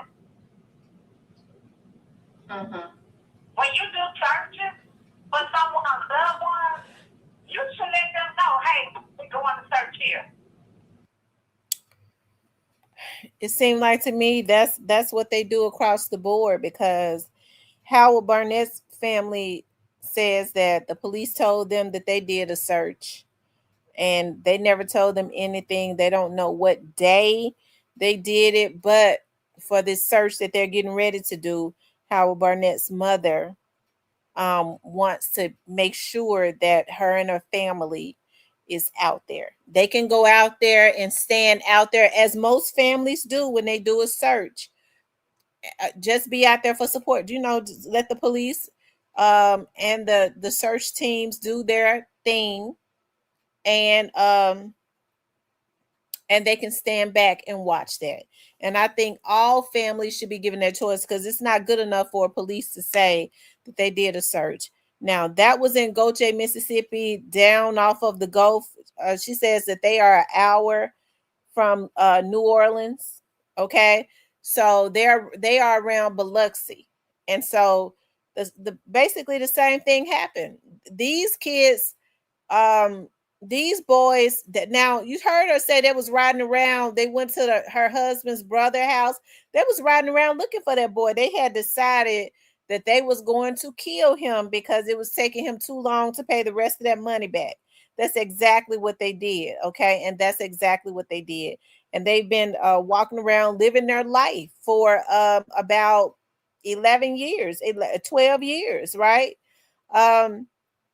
And when I called Gautier Police Department earlier this year to ask were there any updates, they said they did not have a Desmond Moore in their system. So it's almost like the young man was never even born. That's the type of stuff that I'm talking about. Like these young men, their dad has a lot of property. They lived in that part of Mississippi. They just crossed over.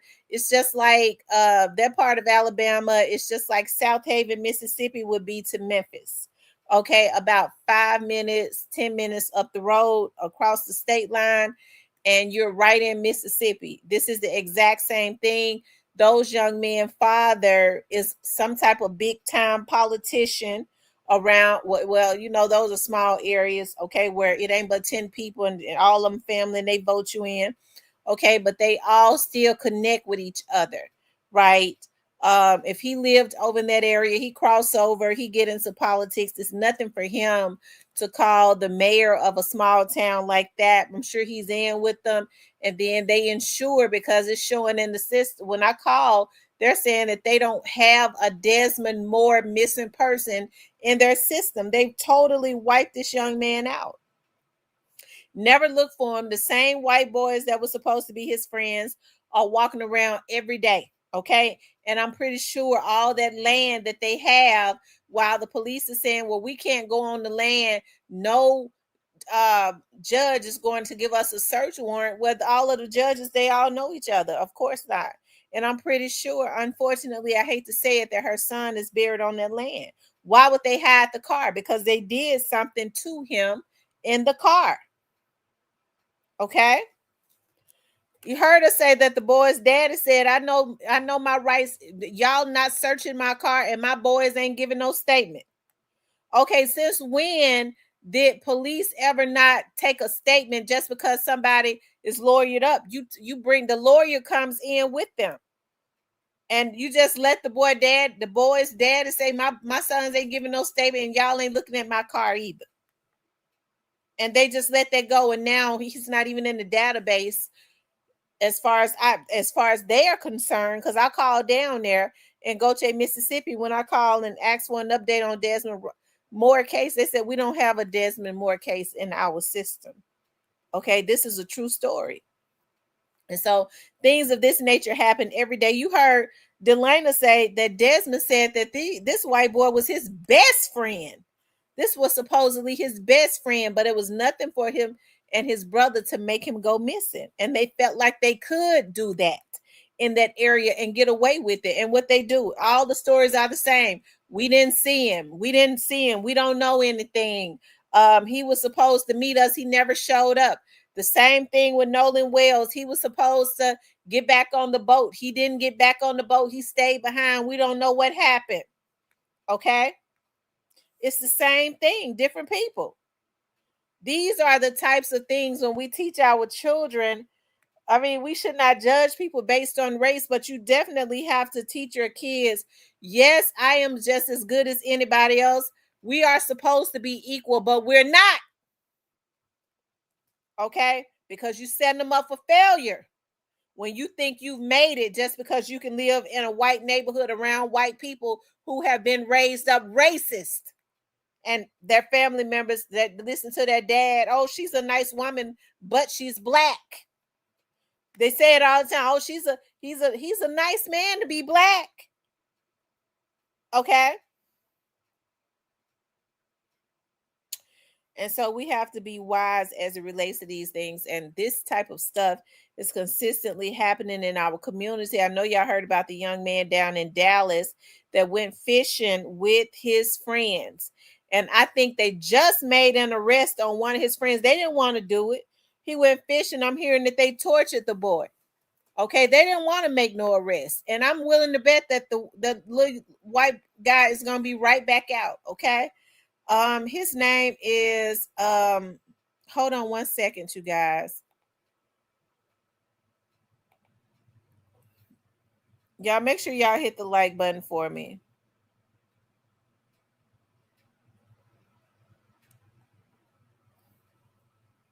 His name is Daniel Irvin. Daniel Irvin's family is demanding murder charges against 19-year-old Lucas Roper, rejecting the current charges of tampering with physical evidence. The family of 18-year-old drowned in Lake Ray Hubbard spoke publicly Monday morning, calling for murder charges following the arrest of a teenager accused of orchestrating a long cover-up of his death. The news conference held at 11 a.m. at the Next Generation Action Network headquarters. Daniel Irvin's family, joined by legal counsel and community service, expressed deep, agonizing grief and a total loss of confidence in the initial police response, demanding that authorities look past the tampering charges. Okay, now this young man went fishing with his white friends. Okay, they drowned him. Instead of them charging them with murder, okay, the white boy finally confessed, and they charged him with tampering with evidence and not murder. Okay, y'all, this is the type of stuff that I'm talking about. Hold on one second.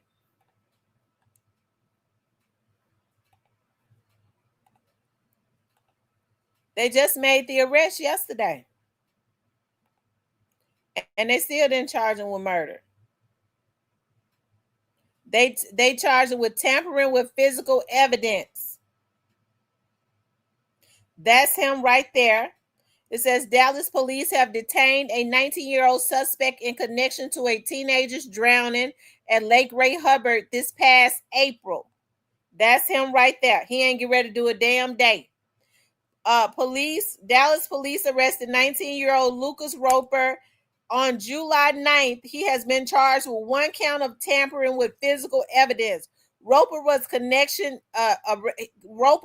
arrested in connection to the April 13th drowning of 18-year-old Daniel Irvin at Lake Ray Hubbard. Irvin's body was discovered on April 17th, 4 days after his drowning. An arrest affidavit states that after Irvin drowned, Roper and a juvenile suspect threw Irvin's clothes into the tree line near a bridge above Lake Ray Hubbard. Police also learned that 2 suspects fled the scene in Roper's vehicle. As they fled, the juvenile suspects threw Irvin's phone out of the vehicle. The Rowland Police Department later recovered Irvin's clothes and cell phone, on which they located the phone calls and messages between Roper and Irvin. Roper told police after the trio jumped into the lake from the bridge, Irvin drowned. Roper said he panicked and deleted all the cell phone communications between them. The 19-year-old said he deleted the communication because he did not want to get in trouble, as he knew there would be an investigation into his death. Police later interviewed the juvenile suspect who told police Roper told him to throw Irvin's cell phone from the vehicle as they fled the lake. Now, why would they do that? If you are out there with your friend and y'all in a lake and one is drowning, you either try to save him. If you can't save him, you get back to land and you call the police and try to get help out there. You don't throw his clothes away. How the hell they throw his clothes away and they ditch his phone? Okay? And all they do is charge them with tampering with evidence. It's something not right about that. Because if somebody is drowning, you hurry up and try to get help. How you feel like you're going to get in trouble?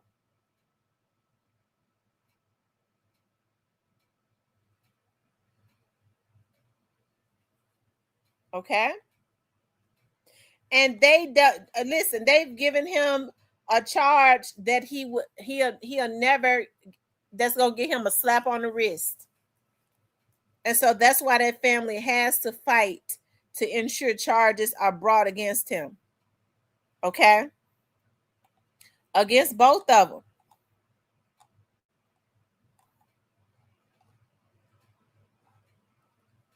Hold on 1 second, you all.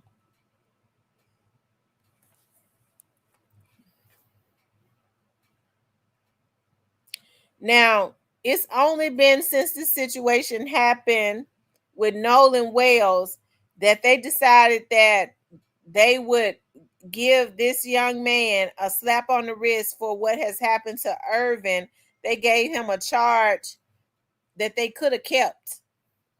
That's an insult right there. To give him a charge like that is worse than charging him. That's worse than not charging him, rather. So they just did another arrest 9 minutes ago. They went ahead and got the other teen and they charged him with evidence tampering. 2 people have been arrested after investigation alleged they concealed evidence following the drowning death of an 18-year-old at the North Texas lake earlier this year. Lucas Roper, 19,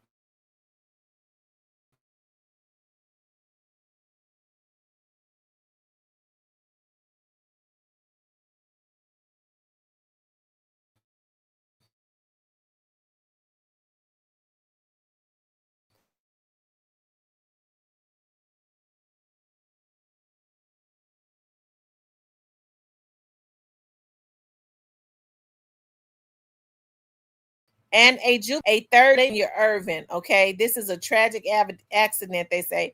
Brown said detectives conducted a thorough investigation, including interviews, evidence collection, and coordination with the Dallas County medical examiner. The medical examiner determined that Irvin's cause of death was drowning and the manner of death was ruled an accident. How in the hell would a medical examiner know if a drowning was an accident or not? Evidently, it wasn't no accident. Why did they feel the need to try and hide everything? The first thing you do is you get some help out there when you get back to land. Why did they have to try to hide everything? Threw his phone out, threw his clothes out in the tree. It's something ain't right about that. But they want to give them the smallest charges that they can give them so that they can get a little bit of probation. They'll never do a day. They'll never do a second. And that will be expunged off of their history in 2 months. In 60 days, it'll be expunged. It'll be just like nothing ever happened. And that young man is in his grave. Okay? No, they're not going to upgrade those charges. They're never going to upgrade them. It's an insult. I'd rather them had not charged them with anything at this point than to charge them with tampering. That's in the eyes of the family, that's more of an insult even to the Black community. And so, y'all, this is sad. All of the things that go on, you know, we are an endangered species, okay, with all races. That's why I can't understand why we kill each other so much. Like it's a sport. You know, and listen, the same type of anger and stance that we take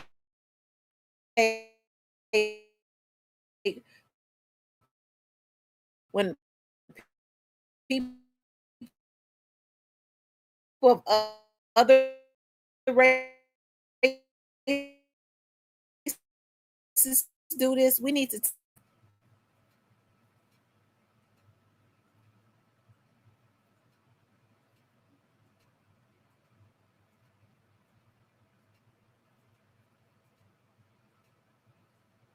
and it's a shame. So I have to say rest in peace to all of the 3 young men, all 3 of them, because Desmond has been missing now since 2014. Desmond is not coming home, and he's right there on that land of those people who they refuse to go and even question, okay, because they lawyered up. And so it takes the FBI. I don't trust the MBI in Mississippi, period. I don't trust. There was another case of James Irby, and his family came up to my studio. Okay. MBI wouldn't do anything. MBI is like TBI in Mississippi. They wouldn't do anything. And they killed them folks killed that man. Those police officers killed that man. And they said that he ran off, and these were young officers, and that they didn't realize when they said that about the man had asthma, cancer, and gout. He never could have ran across a football field and outran them. Okay. And he has not been seen since. They killed him. Those Mississippi police officers killed him. Okay. And that lady died just this year. His mother died here wanting justice for her son. Okay. Hold on 1 second. Rest in peace to James Irby. Hold on, you guys. All of this shit happening in Mississippi. It don't be no justice down there. Okay.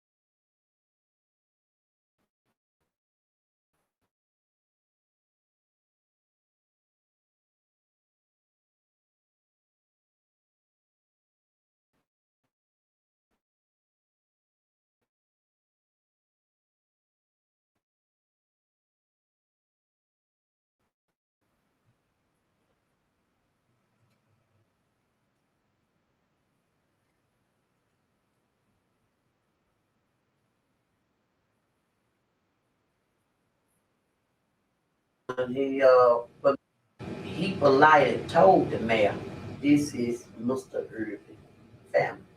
It was 6 of them up in the booth. Mm-hmm. You would have thought the mayor would have came out and shook our hand and tell us that sorry or something like that. She never moved. She never moved from about the booth. So this is the statement that she made. She said, no, we don't have no update on him. But I can tell you one thing. If she used that same word that chief used. If he show up, he going to jail. Ooh, I got so mad with her. That's when I told Chief Harry, I said, if I could have just stood up in that place, he said, well, Ms. Jones, you had your right. I said, well, I didn't know. I said, because I would have told her a piece of my mind. She used the same word that Gary used, that if word. So she had no empathy or sympathy and didn't feel like it was suspicious either, although everybody else in the whole world feels it's suspicious. Even the mayor that has been elected to this town. Is she still there? I don't know. I think she's still there. Okay. A female white, because normally females, well, we're all human, and Another to the family showing, her feeling, toward. She never moved from out the booth. She said, well, I can tell you right now, we don't have no update on him. Only update that I have on him, if she used that same word that the Chief Gary used, if he show up, he going to jail. She said that. Now, a lot of people. Not my problem. Okay, so what I did was with that case, there was actually video of the last time he was seen. That's video of the police department actually pulling him over. He claimed that he pulled out a taser. It looks like a gun to me, and he ran across the street. I think once he got out of the sight of the camera, they actually shot him and killed him. That man has not been seen a day since. That man they said he outran the police department. So they had the police department. Now that was in Walls, Mississippi. They had Hernando, Mississippi, and another police department to all come up there. They all got together and hid that man's body. They shot that man and killed him. But he didn't get a lot of attention either. So you didn't see Al Sharpton in them because it wasn't a lot of media attention as it relates to that. The man James Irby was on his way to his cousin's funeral. He gets pulled over by the police department. He's aggravated because he want to know why the police department pulled him over. Well, he wasn't speeding. He was in a car that looks like the suspect of someone, looked like a car of somebody else that they were on the lookout for, right? James is telling him, he's on the phone, aggravated. He's telling the police, I'm on my way to a funeral, to my cousin's funeral. I'm going to be late. The police officer gets aggravated with James. Hold on one second. I wish I could make the video bigger.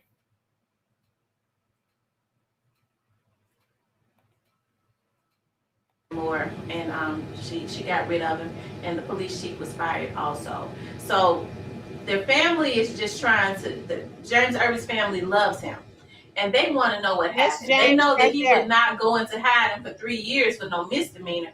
They don't even think he could have ran across that field. Now, Miss Fowler, was that field real big? Because they said he ran across the field. Gary said 400 yards. 400 yards, that's just like 2 football fields. Now, who in the world running that fast with prostate cancer, asthma problem, and gout? Not my problem. Now, I can see that they had said that Gary and Jenkins were running at each other. Because they were physically able. Right. But for that, my brother, no, ma'am. No, man. Police get back out the car. The minute he crossed, the minute he crossed that road, tape went blank. When that tape went blank, you tell. When the tape went blank, something went wrong. Because you never see Jenkins come back up in that tape and tell boo-hoo. Then all of a sudden you see the car. He had another police officer. I'm assuming that may have been one of his friends. Now his friend was supposed to be in the car. The other police are ones. Now y'all see the police officer chase him across. He says that it was, why did he pull the taser out?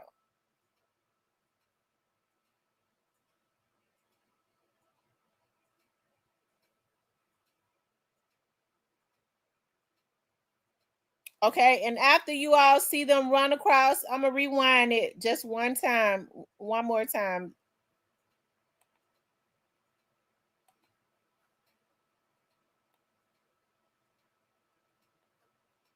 Supposed to be in. I don't know, that look like a gun to me.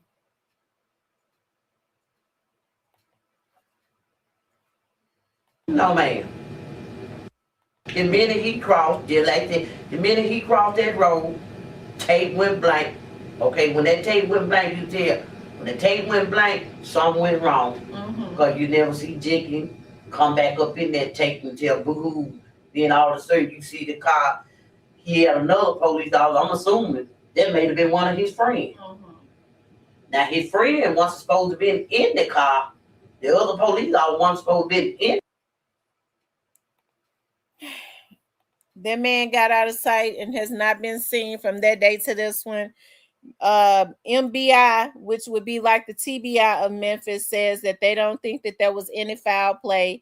They feel like that he is on the run for a misdemeanor traffic warrant that he had, and he's been missing now since about 2013.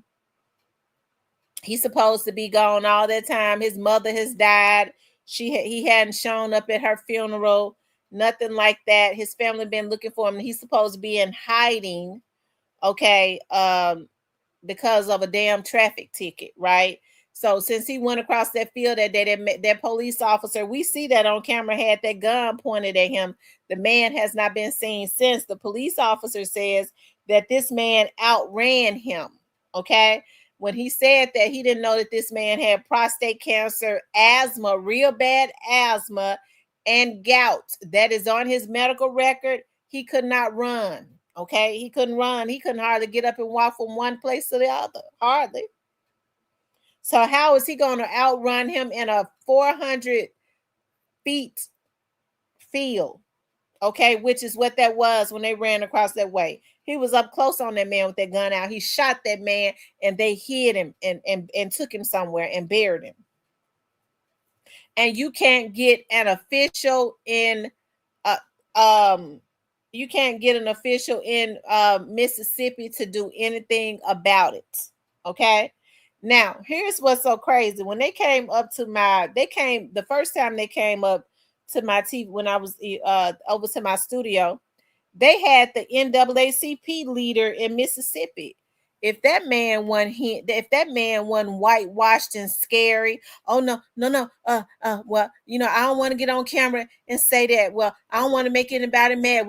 We can't make those type of accusations. What he bring his ass up there for? All he was doing was telling the family what not to say. Well, now don't say that. Well, now we don't want to say that about the police. What you bring your scary ass up there for? Your Uncle Tom ass up there for? You know, the NAACP is so whitewashed now. I mean, they really the only reason they got a lot of people in the NAACP now is to make sure that they keep the good black folks in line.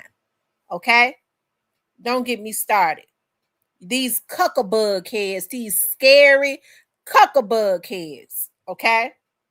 They too scared to do anything. The NAACP gets funded now by a lot of white millionaires. That's the way that you control an organization. These Negroes ain't no damn good.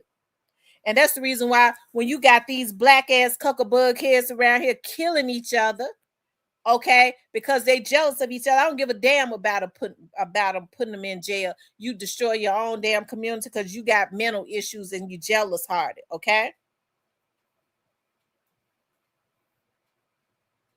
It's sickening, and this is a sick world. It's a sick world. We are lost people. And we have the nerve to, you know, we think about other communities and they'll say, well, you know, the Indians they're prejudiced, and You have the Africans. They come from Africa. They don't want to be with the African Americans. I don't want to be. I wouldn't want to be with them either. Hell, think about it yourself. Okay, I wouldn't want to be with them either. Look at how screwed up we is. The Africans come from their country and they all get in a damn, all you see them in is African attire. Okay, they open up an African store and they go up in there and they buy them rags. They keep them African stores. They patronize each other. They ain't sick and messed up in the head like the African Americans. Why would they want to integrate with us? Well, they do our braids. Whether they do our damn braids or not, they're going to make money because the Africans that come from Africa and go up in there going to make sure they stay in business because they're going to patronize them and go up in there and get their damn hair braided. Okay? That's what they do. All right? They stick together. And they had it. I don't like the Africans think they better than us. They is.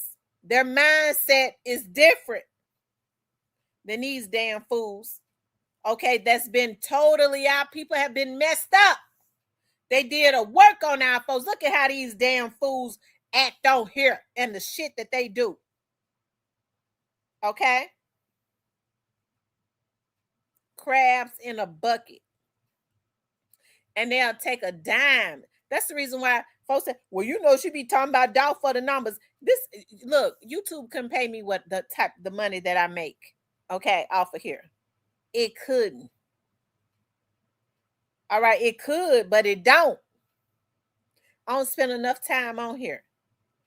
But Dolph is an example of dying for jealousy. And now you look at God with his eyes stretched all open, and our people are so sick. It's got me in shock that you kill a man for nothing. Everybody should be outraged and say, well, you know, he's the last man standing. He got all of that money. That's the reason why they do these motherfuckers like that. And they look at us and laugh and kill our sons and daughters because you motherfuckers is sick. You mentally twisted. Okay? And it just ain't, it's like you can't get no better in our community. Me as a black woman. Okay? I shouldn't have to get on here and threaten to send now man to jail or now woman. I shouldn't have to beg. Leave me alone. Leave me the fuck alone. Leave me the fuck alone. Leave me the fuck alone. Leave me alone. Nobody should have to do it. Our people are twisted.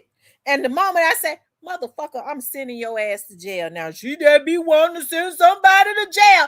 Every man should have been outraged at a motherfucking man messing with a woman that ain't did nothing to them. Any man should have said it. But you know what's going on? A lot of men hate women. And they feel like women are supposed to take a lot of pain. Okay? Then they get mad. Well, you out of your place. You have somebody stand up and say, wait a minute, that motherfucker wrong. Leave that woman alone. She just be wanting to send niggas there. I shouldn't have to threaten to put the folks on no motherfucker. Leave folks alone. And that's the issue in our communities. It ain't no respect. You jealous and you'll lose it all because you're a jealous motherfucker. I'm willing to lose it all to make sure she don't have it. Because I'm telling you something. As the judge said, it's one place I ain't gonna lose at. And that's at my house. You send a motherfucker over here, I'm gonna knock him down. Okay? That's one place I ain't gonna lose at is up in this motherfucker because I'm gonna blow you back up out of here. And I shouldn't have to go that far. But our community ain't got no respect. It's just jealousy. The bottom line, why they kill Dolph? Well, you know, he had said something about Gotti. Everybody talk about Gotti. Dolph had what he said he had. The bottom line is jealousy. And that is what is rooted in our community.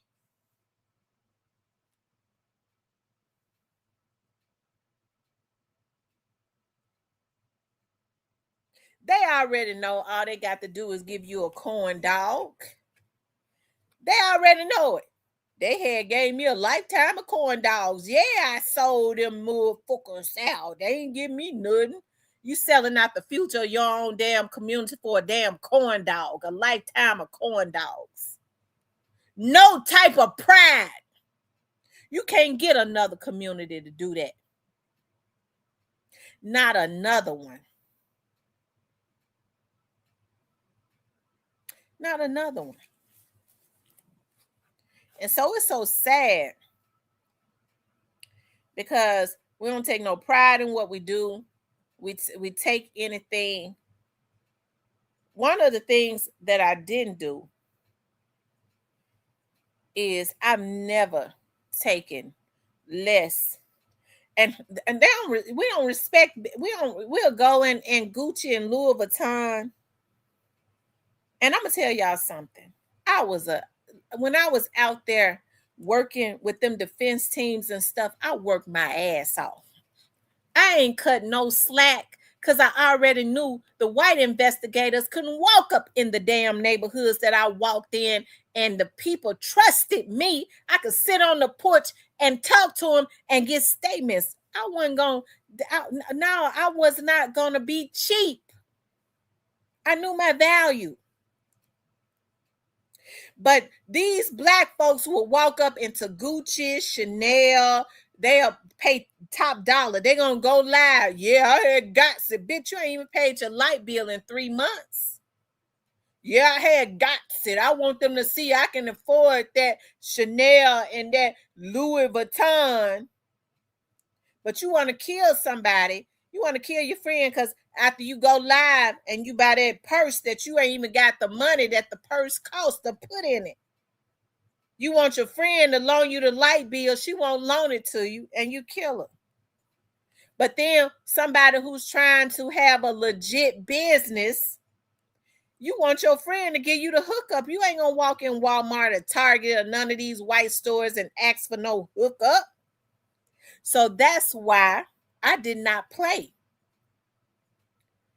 When them attorneys called me, when they had some money, they ain't got no money. These attorneys ain't got no money. They can't even hire no private investigators. Okay, they couldn't. Hey, Delana, there go Desmond Moore's mother. They couldn't hire no private investigators. It got to a point they couldn't afford to hire. They wanted to keep all the money in. Well, I'm going to pay you this. I said, no, you're not going to pay me anything. You're going to give me what I asked for. But even with the black people, okay, them white investigators double charged them. I went into Orange Mound and they wouldn't talk to me. You're damn right they're not going to talk to you. Okay? Oh, okay. The master said he went over, they wouldn't talk to him. But a black girl can walk over there and talk to anybody, go anywhere as it relates to, because we're the ones that saturate the court system. What's your fee? $4,500? Oh, you too high. That's what I had one say, that's what the white man charged. Didn't you just have him? He didn't give you nothing. Yeah, but you just as expensive as the white man, as if I'm supposed to be cheap. And you get a white man for $4,500. He didn't deliver shit. But you saying I'm black and I'm more expensive or just as expensive as the white man, but I deliver. It's something wrong with our people. You damn right. And you get no results from me, motherfucker, if you don't come up with it, because I should have charged you $5,000. Okay? But that is the point. I couldn't be a black investigator and deliver nothing. I gave you all that money, you deliver nothing. But the white man could tell you, I went over there, they wouldn't talk to me. Yes, sir, master. They laughed. It's something wrong with us. Okay? Y'all, Desmond Moore's mother just came up in here. Delana, I don't know if you was in here when I was playing the video. I was played the old video of what we did, the interview that we did sometime back.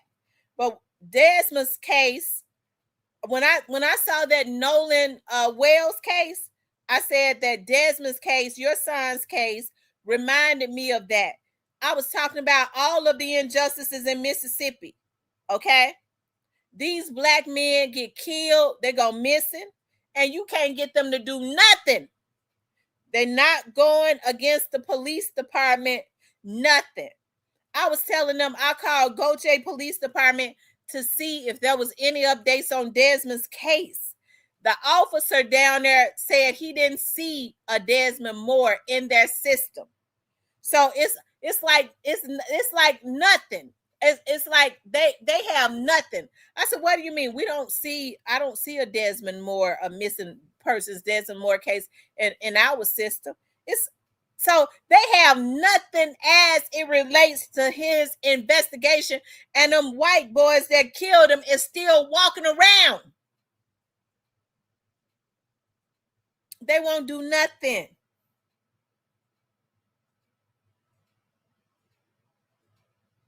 Probably it's been 12 years now. They done probably killed a few more black folks and hid it on their land. Okay?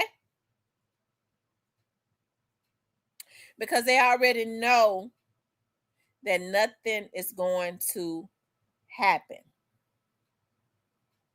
It takes outsiders to come in, okay, to shoot fire up under the MBI ass, so they know they got to do something. Because now we got Washington D.C. FBI then came in. They watching us. We got to go ahead and do something. That's what just happened with the situation in Dallas with the Irving young man. They had to do something. They threw the boy clothes away. Why would they hide if somebody mistakenly drowned? Why in the hell would they get scared and leave the boy in the lake? They did something to him. And now they give them the lowest charges that they can give them, something that can be expunged. That's never going to get them a day. Not even probation. Okay? It'll be thrown out and that'll be expunged if it's ever on their history. And these young men are no longer with us. And that's why I say we have bigger fish to fry. We worry about the wrong shit. And we got real issues. Okay? Because our children are definitely an endangered species. Okay? Not just as it relates to white people, but black ones too. We got to deal with our own community. We got to deal with this black on black crime, okay? Because once we start, you notice that they don't do this in other communities like that. That's because they already know they're gonna rally together and they're gonna stick together, and it's gonna be some damn repercussions. They're not gonna go do no looting. They're not gonna loot. They're not gonna walk and stand in front of City Hall with crosses and screaming and busting out windows. They're not gonna do that. It's gonna be some type of legalities that happen. That's why they don't do it to the other communities, because there are some organization. It ain't no organization in our community, because after you get through looting and tearing up your own damn neighborhood and taking the drink machines out the stores, and hell, a lot of the folks you see out there looting, they sitting up talking about they protesting. You can't even get them to go to work. They ain't even got no damn jobs. But you'll get your ass up after you in a gang and you done shot up about 3-4 black boys that you say is your opposition. That's my op. I killed 4 niggas last week, but you done got your funk ass up to go and loot. Because you sitting up telling they had killed it, a white person had killed it, a black man. It's something wrong with our community. You won't go to work. You won't do nothing, but you'll go and loot. You'll go and riot. There's no organization, because after you get through tearing up your own damn neighborhood, you still ain't got no laws passed or changed.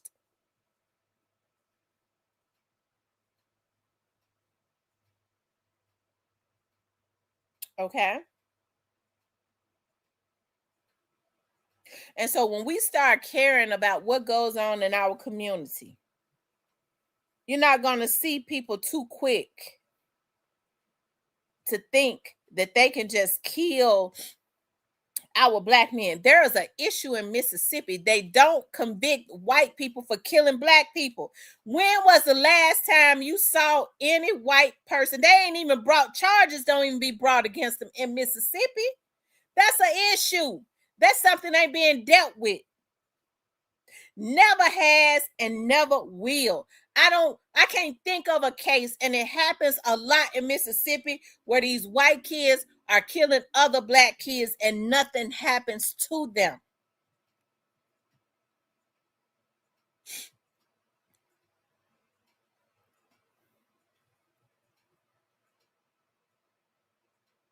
Nothing happens.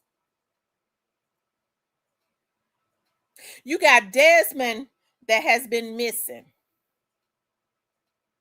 You can't get them to do nothing in the news media on him. Now, what it's going to take is, it's going to take a big production, okay, for it to be brought to the forefront. And then you might, maybe a celebrity will jump on board. This will be the time, because the exact same thing that happened to Nolan Wells happened 12 years ago to Desmond Moore. The exact same thing. The only difference is Nolan Wells' body was found. They never intended for it to be found. And Desmond's hasn't been. But the exact same thing happened. And it's going to continuously happen. And they're not going to charge anybody in Mississippi. I'm telling you now, they're not going to charge these people. You got the Gautier Police Department down there sitting up talking about they don't even have on file that Desmond Moore is missing. So you got a young black man who has a mother that is still looking for him. Okay? Missing without a trace. Almost like there's no, and you got the Gautier Police Department saying we don't have in our system anything as it relates to a Desmond Moore.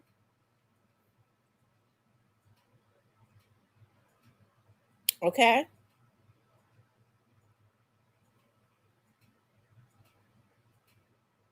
And so there has to be some changes made.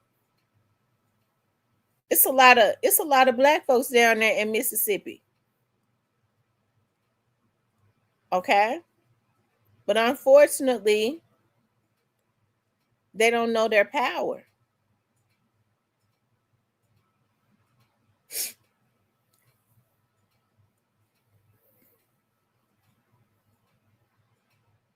They don't know their power.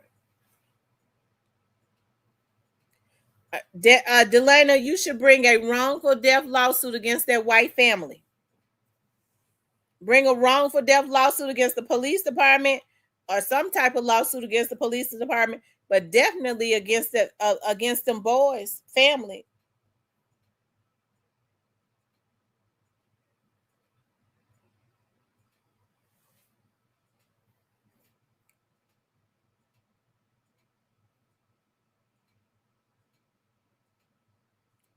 You have to be ready to, Jacqueline.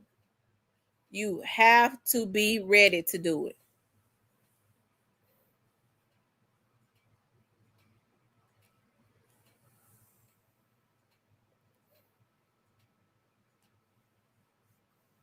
Because see, they think they're going to be able to ride off into the sunset, and they know just going back and looking at that video where they was looking for Desmond earlier that day. They was looking for Desmond to do what they did to him.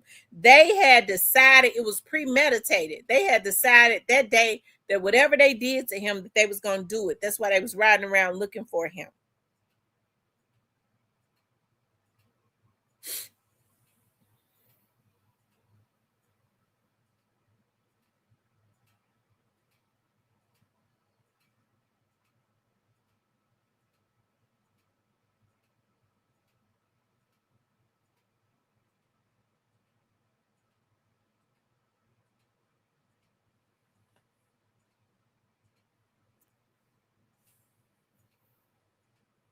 I mean, I would feel good. I would feel better if somebody went and questioned the boys. They never did that.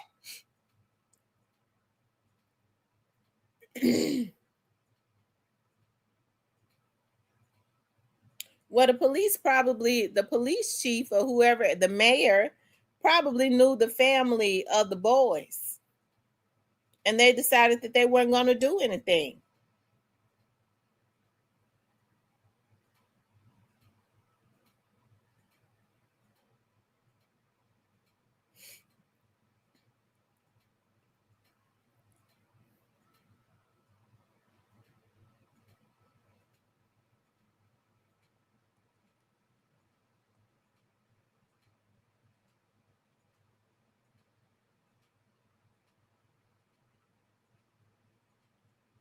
Okay. But yeah, I think that Delana should bring a wrongful death lawsuit. At least then she'll get some answers. That Delana, that will force them to have to come to court. File a wrongful death lawsuit against the family, those boys. They good and grown now.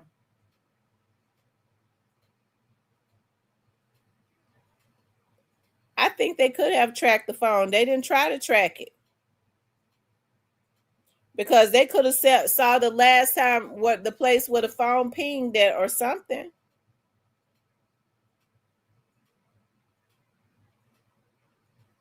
But I think his mom said his phone was off.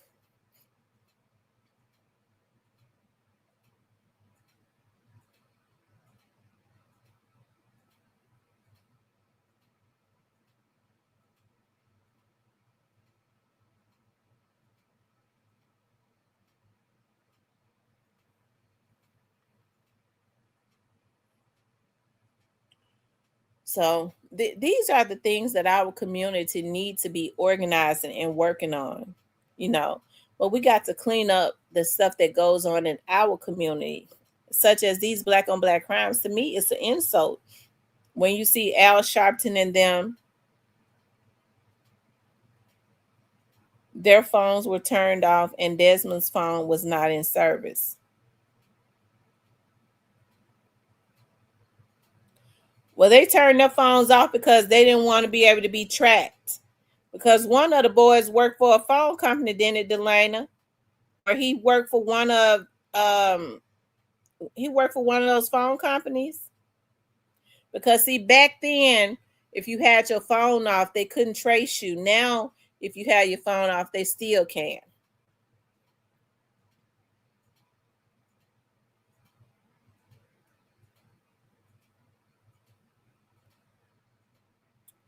Says, and make sure that you document everything, so in case something were to happen to you, you have proof. The older brother worked on phone towers. Oh wow. So that explains why he went and asked your brother-in-law, did Desmond have another phone?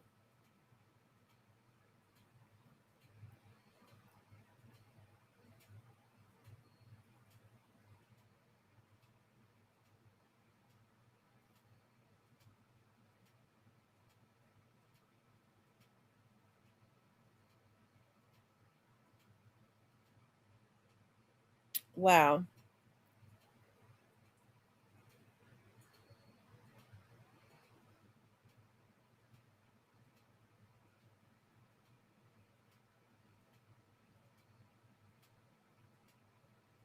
It's sad. It really is. Ain't nothing changed from the Mississippi burning days. Nothing.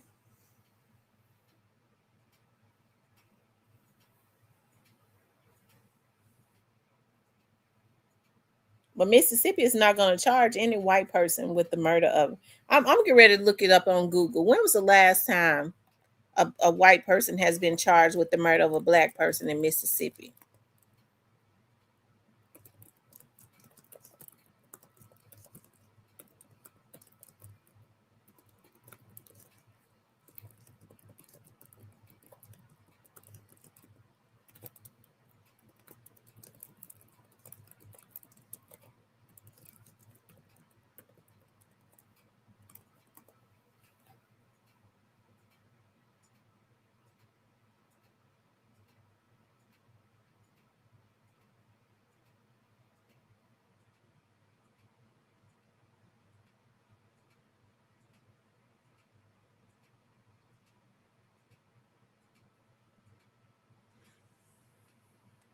Oh, okay. It's okay. It says in August of 2024, a 50-year-old white man, Brian Neil Odom, was charged with first-degree murder in the shooting death of a 33-year-old black man in Richton, Mississippi.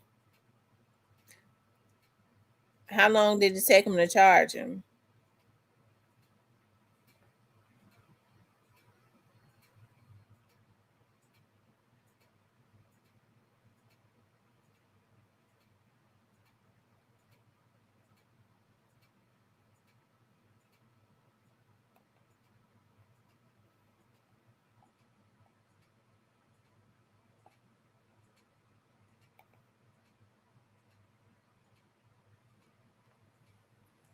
It says the latest one is 2024. And they charged him with first degree murder in Rankin, Mississippi. I was really surprised to see that. And then it says in 2023, in another highly publicized case, 6 white Mississippi law enforcement officers were charged with and pleaded guilty to federal and state crimes for the racially motivated torture, assault, and attempted execution of 2 black men in Rankin County.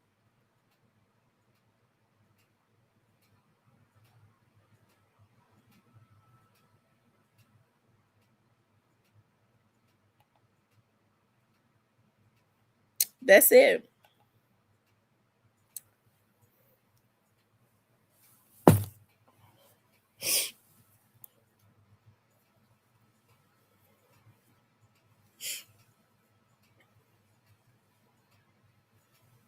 So we're gonna be praying for Delana to go ahead and get that wrongful death lawsuit. Therefore, Delana, they'll be forced to come to court, and you can get more answers. You can get more answers. You can get more answers. They've been quiet, but they'll be forced to come to court. Wrongful death.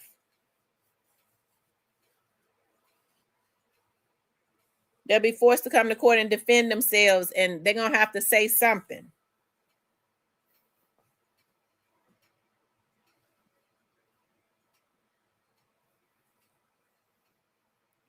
It says in 2005, the state of Mississippi successfully charged and convicted former Ku Klux Klan leader Edgar Ray Killeen with manslaughter for orchestrating the infamous 1964 murders of civil rights. And they gave him manslaughter?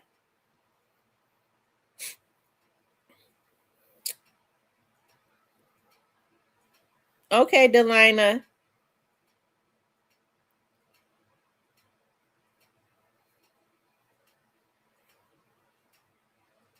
Y'all, shout out to Delana. That's Desmond's mother. And we're going to make sure we keep Delana in our prayers as it relates to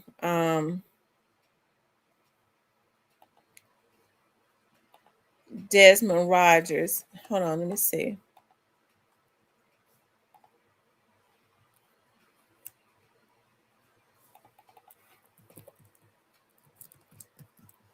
I mean, Desmond Moore. I'm sorry.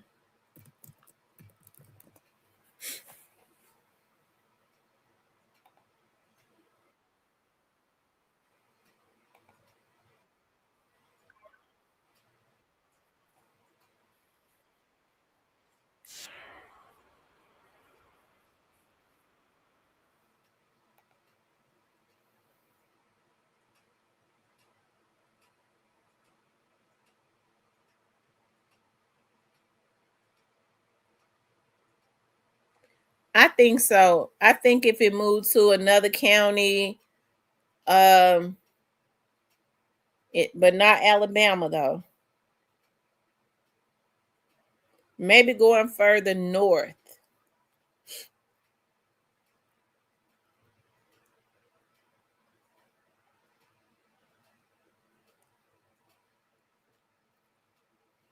Maybe going further north.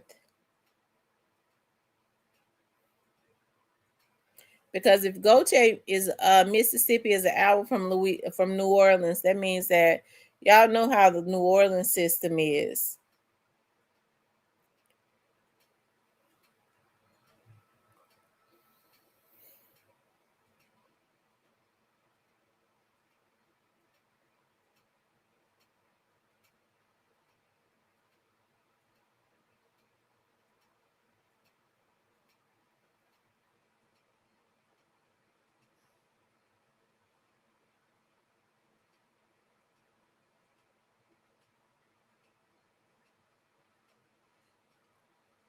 Anyways, you guys.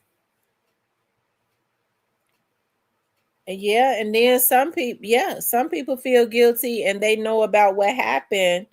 All it takes is the police talking to them and they'll break down and tell what happened.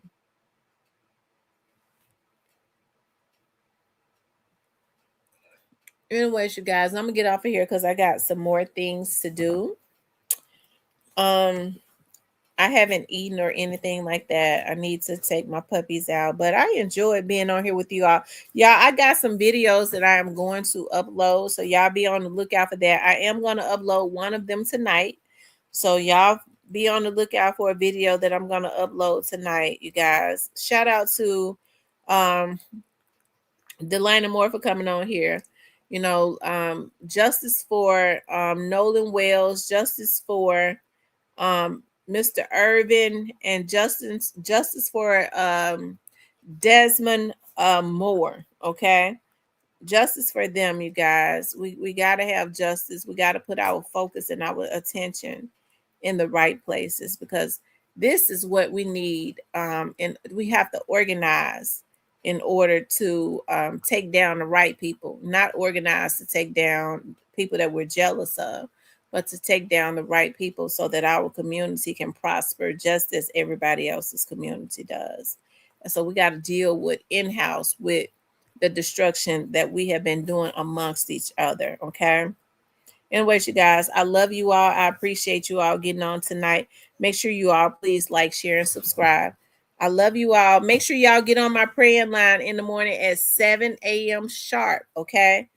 Central Standard Time. Go on my Real Talk with Tamara, or go on my wall on YouTube. The phone number is on there. Set your alarm clock on your phone. Get on at 7 a.m. We're on for 15 minutes, 7 a.m. to 7:15 a.m. The more of us on there that really agree on God's goodness, the better it is. Okay. I love you all. Y'all have a good night.